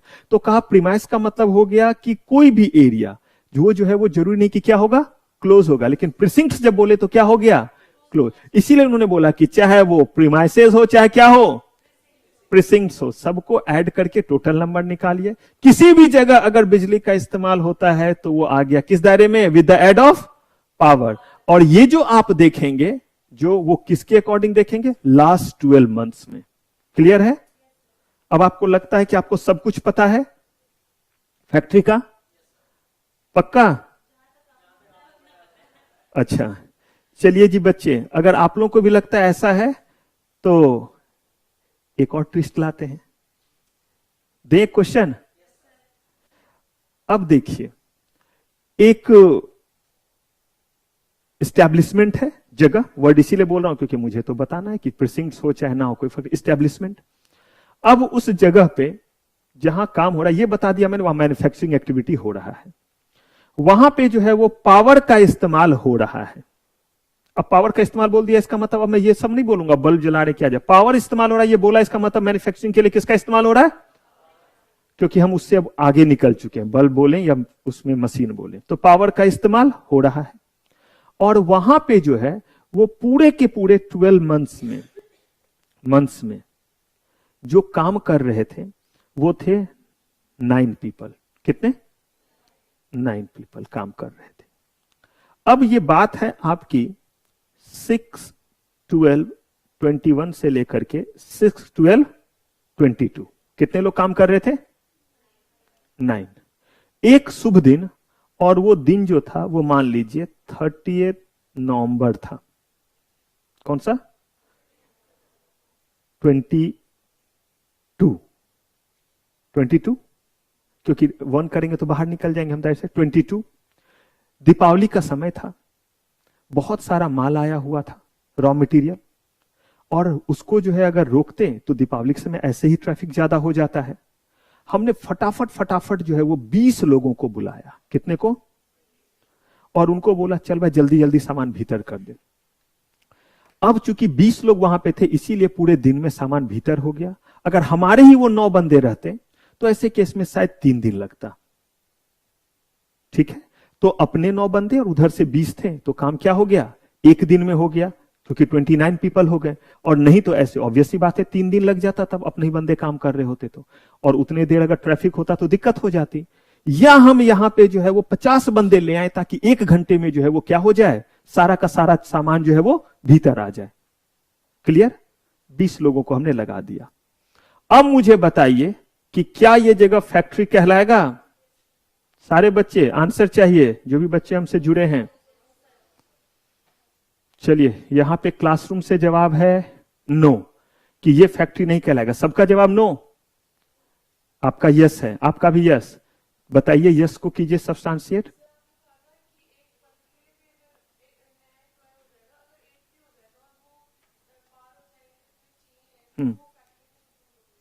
फैक्ट्री में इंक्लूड होगा।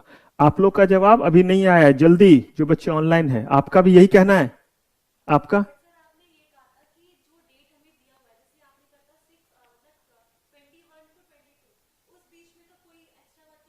आया ना? तो 13 नवंबर 22 जो है वो 6 दिसंबर से पहले नहीं होगा। 6 दिसंबर 22, आज है 6 दिसंबर 22, तो इससे पहले नवंबर ना। इसी बीच को तो देख रहे, इसी बीच में तो हो गया आपके पास, एक दिन के लिए नहीं हो गया आपके पास 29। अब विराट कह रहे हैं नो, विराट को इमोशन नहीं है। हो सकता है वो सही भी कह रहे हैं, मैंने ऐसे बोला कि विराट कह रहे हैं नो सर, फैक्ट्री नहीं कहलाएगा। अगर आप मेरे सारे बात को सुनेंगे, जरा रिकॉल कीजिए, मैं अपने ही बात को रिकॉल कराता हूं। मैंने क्या बोला था? सही बात है, मैंने बोला था एक भी दिन के लिए, एक भी पल के लिए। याद है ना, ये स्टेटमेंट दिया था। फिर आप लोग क्यों बोल रहे हैं यस? आप लोग भी तब नो बोलिए, क्योंकि अगर मेरे स्टेटमेंट को आप लेंगे तो। लेकिन उस स्टेटमेंट का एक एस्पेक्ट याद नहीं है। आपको याद है मास्क? उस स्टेटमेंट का एक लाइन, कि स्टेटमेंट जो मैंने दिया था एक भी दिन, एक भी पल के लिए, लेकिन उसके बाद एक और वर्ड बोला था। मैं बोलूंगा तो आपको फट से याद आ जाएगा। नमन कह रहे हैं यस। अब मैंने बोला कि विराट में इमोशन नहीं है, तो नमन ने कहा कि सर हम में तो इमोशन है। काश ये फैसिलिटी होता अभी तुरंत कि मैं बैक करके वो सुना देता, तो आप लोग को बड़ा मजा आता। कि नहीं सर, हम जब सुन रहे होते हैं तो सही में हम सारी बात नहीं सुन पाते हैं। फिर भी मैं बोलता हूं, देखते हैं कहीं आपको याद हो जाए, याद आ जाए। मैंने बोला था एक भी दिन, एक भी पल के लिए अगर जो है वो किसी का रेगुलर एम्प्लॉयमेंट है। वर्ड याद आया?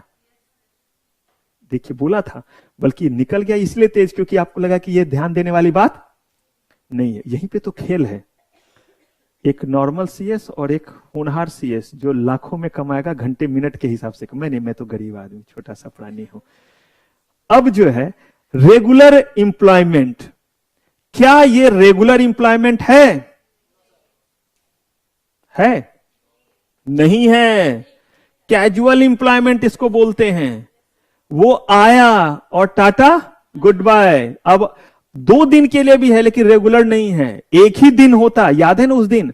एक दिन से भी अगर वो आया, ठीक एक दिन पहले आ जाता। अभी तक सब ऐसे ही चल रहा था। 6 दिसंबर को उसका अपॉइंटमेंट हो जाता 3 लोगों का।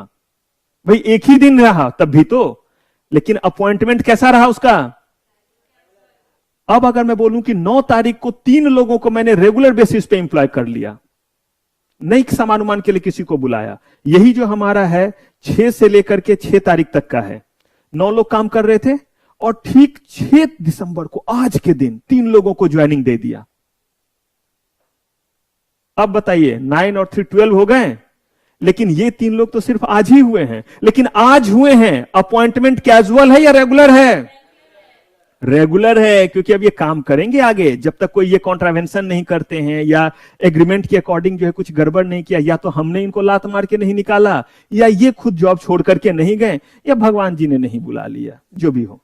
अब ये मत कहिएगा सर अल्लाह क्यों नहीं बोला, तो प्लीज ऐसे में कोई हैशटैग मत चलाइएगा। मेरे कहने का मतलब है कि वो जो है किसी भी कारण से जो है वो चला गया।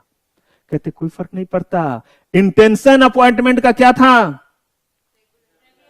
आप कहिएगा सर आप इंटेंशन पे इतना क्यों जोर देते हैं? लाइफ में ये बहुत बड़ा चीज है, और वो इंटेंशन नहीं है जिसपे जो है वो जजमेंट तक होता है, इंटेंशन के बेसिस पे। देखिएगा आगे आपको लॉ में पढ़ाऊंगा। इंटेंशन, मान लीजिए कि मैंने जो है वो दुबले पतले को दुबले पतले बोल दिया। ये कहे कि सर आपकी इतनी मजाल, आप मुझे पहचानते हो ना मैं क्या चीज हूं, आप निकलो, आपको बाहर दिखलाते हैं। अब जो है वो इनको मुझसे खुन्नस हुई। इन्होंने बोला छोड़ो, जितना भी अच्छा पढ़ाएं, जो भी करें। बाकी ने सोचा चलो कुछ बोल देते, लेकिन बात आसानी से समझ में आता है, हंसते से समझ में आता है, चलो एक खून माफ कर देते। इन्होंने बोला माफ? हम तो साफ करने में भरोसा रखते हैं, माफ नहीं। अब ये आ रहे थे और आप सबको भी पता है कि ये सर को क्या करना चाहते हैं, टपकाना चाहते हैं। अब जो है हम लोग एक ब्रिज से आ रहे हैं, वो उधर से, मैं इधर से। इधर जो है वो रेलवे का ट्रैक है। अब मान लीजिए कि हम लोग जब आ रहे हैं तो हो सकता है कि उस समय जो है हमारे ब्लैक टी शर्ट आ रहे थे, ये साथ उधर से आ रहे थे।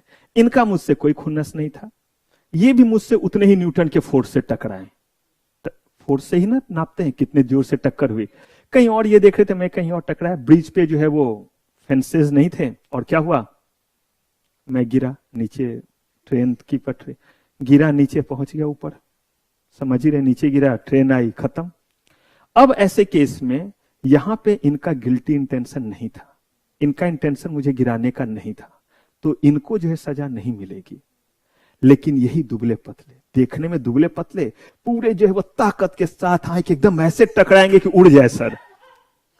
ठीक है, अपना कद काठी भी नहीं देखा, बोला ठोक देते हैं तो ठोक देते हैं। मैं नहीं देखा इनको, ये तो मुझे देख रहे थे, आए और इन्होंने धक्का दिया। अब मैं फिर गिरा नीचे, फिर पहुंचा ऊपर। बात सेम हुई, लेकिन इस बार इनको सजा मिलेगी? इनको सजा नहीं मिली, दुबले पतले को क्यों मिला? Guilty mind. तो इंटेंशन है ना इंपॉर्टेंट। तो वैसे ही यहां पे कह रहे इंटेंशन क्या है वो हमें देखना है, और लॉ बनाते वक्त इंटरप्रिटेशन में भी हम बात करेंगे, intention is very important. Clear है ये चीज? चलिए, तो अब आप जो है वो फटाक से इसको कॉपी कीजिए, इस स्लाइड को। अब जाकर के अब मैं ये कह सकता हूं कि अब आप जो है वो फैक्ट्री के डेफिनेशन को क्या किए हैं, समझे हैं। दो अप्रोच है, एक है फैक्ट्री को हम 5 मिनट में समझ गए रहते हैं कब का कब, और एक है जो हमें ये टाइम लगा। लेकिन अब इस पे कोई केस लॉ या कोई भी लॉ पूछे, फोड़ देंगे?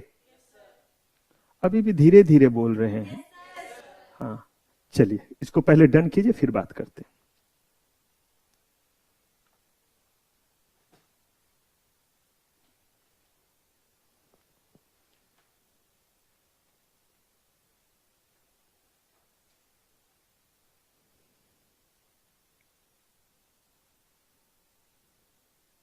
आप इसको कॉपी करें, और जैसा मैंने आपको कहा था कि कॉपी जो है आप उन चीजों को करेंगे जिन्हें मैं बोलूंगा, क्योंकि यही है क्लास नोट।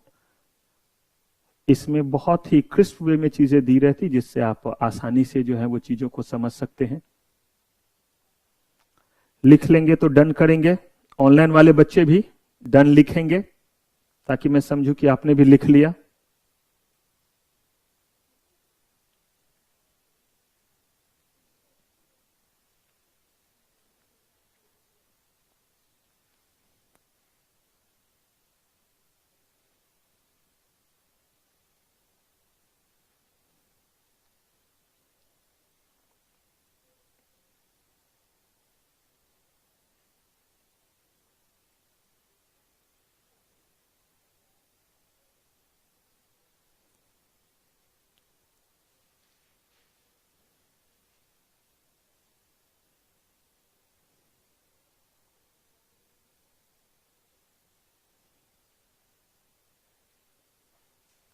डन सबका?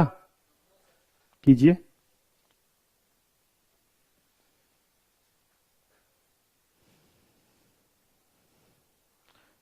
चलिए, विराट कह रहे हैं सर प्लीज शेयर। आपके पास सारा कुछ चला जाएगा विराट, ये आप लिखते जाएंगे, पीडीएफ, बुक, जेपीजी, सब कुछ चला जाएगा। पहले सारा का सारा चीज जो है वो दिमाग में जो है वो हमारा कॉपीड है विराट, और उसके बाद ये कॉपी पे मेरे साथ लिखेंगे, और बाकी जाने वाला चीज भी आपके पास जाएगा। ठीक है, तो अब देखिए, हमने फैक्ट्रीज एक्ट में ये तो देख लिया कि क्या चीज क्या कहलाएगा, फैक्ट्री कहलाएगा। अब यहां पे एक एस्पेक्ट जो है वो क्या है, उसको मैं मार्क कर रहा हूं। क्या लिखा हुआ है? Manufacturing activity. अब नॉर्मल सेंस में हम मैन्युफैक्चरिंग जानते हैं, नॉर्मल सेंस में तो हम फैक्ट्री भी जानते थे, हाँ या ना? लेकिन देखा ना, ये है फैक्ट्री, दही जमाया दिमाग का, लेकिन फाइनली जम गया। ठीक, अब ऐसे ही मैन्युफैक्चरिंग का मतलब तो हम जानते हैं कुछ बनाना, लेकिन जरा सोचिए, अगर ज्यादा से ज्यादा चीजों को मैन्युफैक्चरिंग के दायरे में रखेंगे तभी ना इस्टेब्लिशमेंट फैक्ट्री कहलाएगा। तो किस किस तरह के चीज को, क्या हम कुछ बनाते हैं तो, कोई चीज लिया उसको हमने पैक किया तो, अगर हमने रिपैकिंग किया तो, हमने जो है वो थोक में मंगाया और उसे जो है वो लूज कर करके हमने पैकेट कर करके जो है वो देना शुरू किया, और वहां पे लोग काम कर रहे हैं तो वहां भी तो लोग काम कर रहे हैं। तो इन्होंने कहा कि बहुत सारे ऐसे एक्टिविटी है जो हमें लगेगा कि बिल्कुल ये मैन्युफैक्चरिंग नहीं है, लेकिन फिर भी किस दायरे में आएगा? मैन्युफैक्चरिंग में। तो कौन कौन सा ऐसा चीज है जो आएगा किस दायरे में? मैन्युफैक्चरिंग में। और तब उसके बाद देखना है कि जो हमारा फैक्ट्रीज एक्ट है, इसके जो जो प्रोविजन है, इसको जो है कौन प्रोवाइड करेंगे? वहां पे काम करने वाले लोग या जो मालिक हैं? और मालिक का मतलब क्या है? क्योंकि बिजनेस तो हम सोल प्रोप्राइटरशिप में भी चलाते हैं और पार्टनरशिप में भी, कंपनी के फॉर्म में भी चलाते हैं। तो कौन है जिनके ऊपर रिस्पॉन्सिबिलिटी आएगा? फैक्ट्रीज एक्ट के क्या क्या प्रोविजन है? वुमेन वर्कर के लिए क्या है? अगर वहां पे कम एज के बच्चे काम करते तो वो किस टाइम में काम करेंगे, कितनी देर काम करेंगे? अगर वहां पे 500-500 हजार लोग काम करते हैं तो उनके लिए क्या कैंटीन, रेस्ट रूम, ऐसे चीज भी चाहिए? तो कौन कौन से वो प्रोविजन है? अगर वहां हैजार्डस एक्टिविटी होता है, क्योंकि केमिकल भी तो हमें बनाना है, तब कौन सा एक्स्ट्रा प्रोविजन? और इन सबको कंप्लाई कराने की जिम्मेदारी किन के ऊपर है? और अगर नहीं किया तो क्या फाइन पेनल्टी लगेगा? तो इन सारे चीजों का जवाब मिलेगा आपको हमारे नेक्स्ट एपिसोड में। तो यहां तक के सारे चीजों को अच्छे से क्या कीजिएगा, रिवाइज। आज आपके पास ज्यादा चीज नहीं है, लेकिन देखता हूं कि फैक्ट्री पे शॉर्ट नोट्स कैसे आप लिख करके लाते। तो होमवर्क में एक रहा कि आप क्या करेंगे, define factory as per factories act 1948, ये होमवर्क रहा। Define factory as per factories act 1948। तो फिलहाल आज की मेरी जो है वो सेटिंग अप की जो है वो सेवा समाप्त। थैंक यू वेरी मच, आपका बहुत बहुत धन्यवाद। मिलते हैं नेक्स्ट क्लास में, तब तक ले टेक केयर, बाय बाय।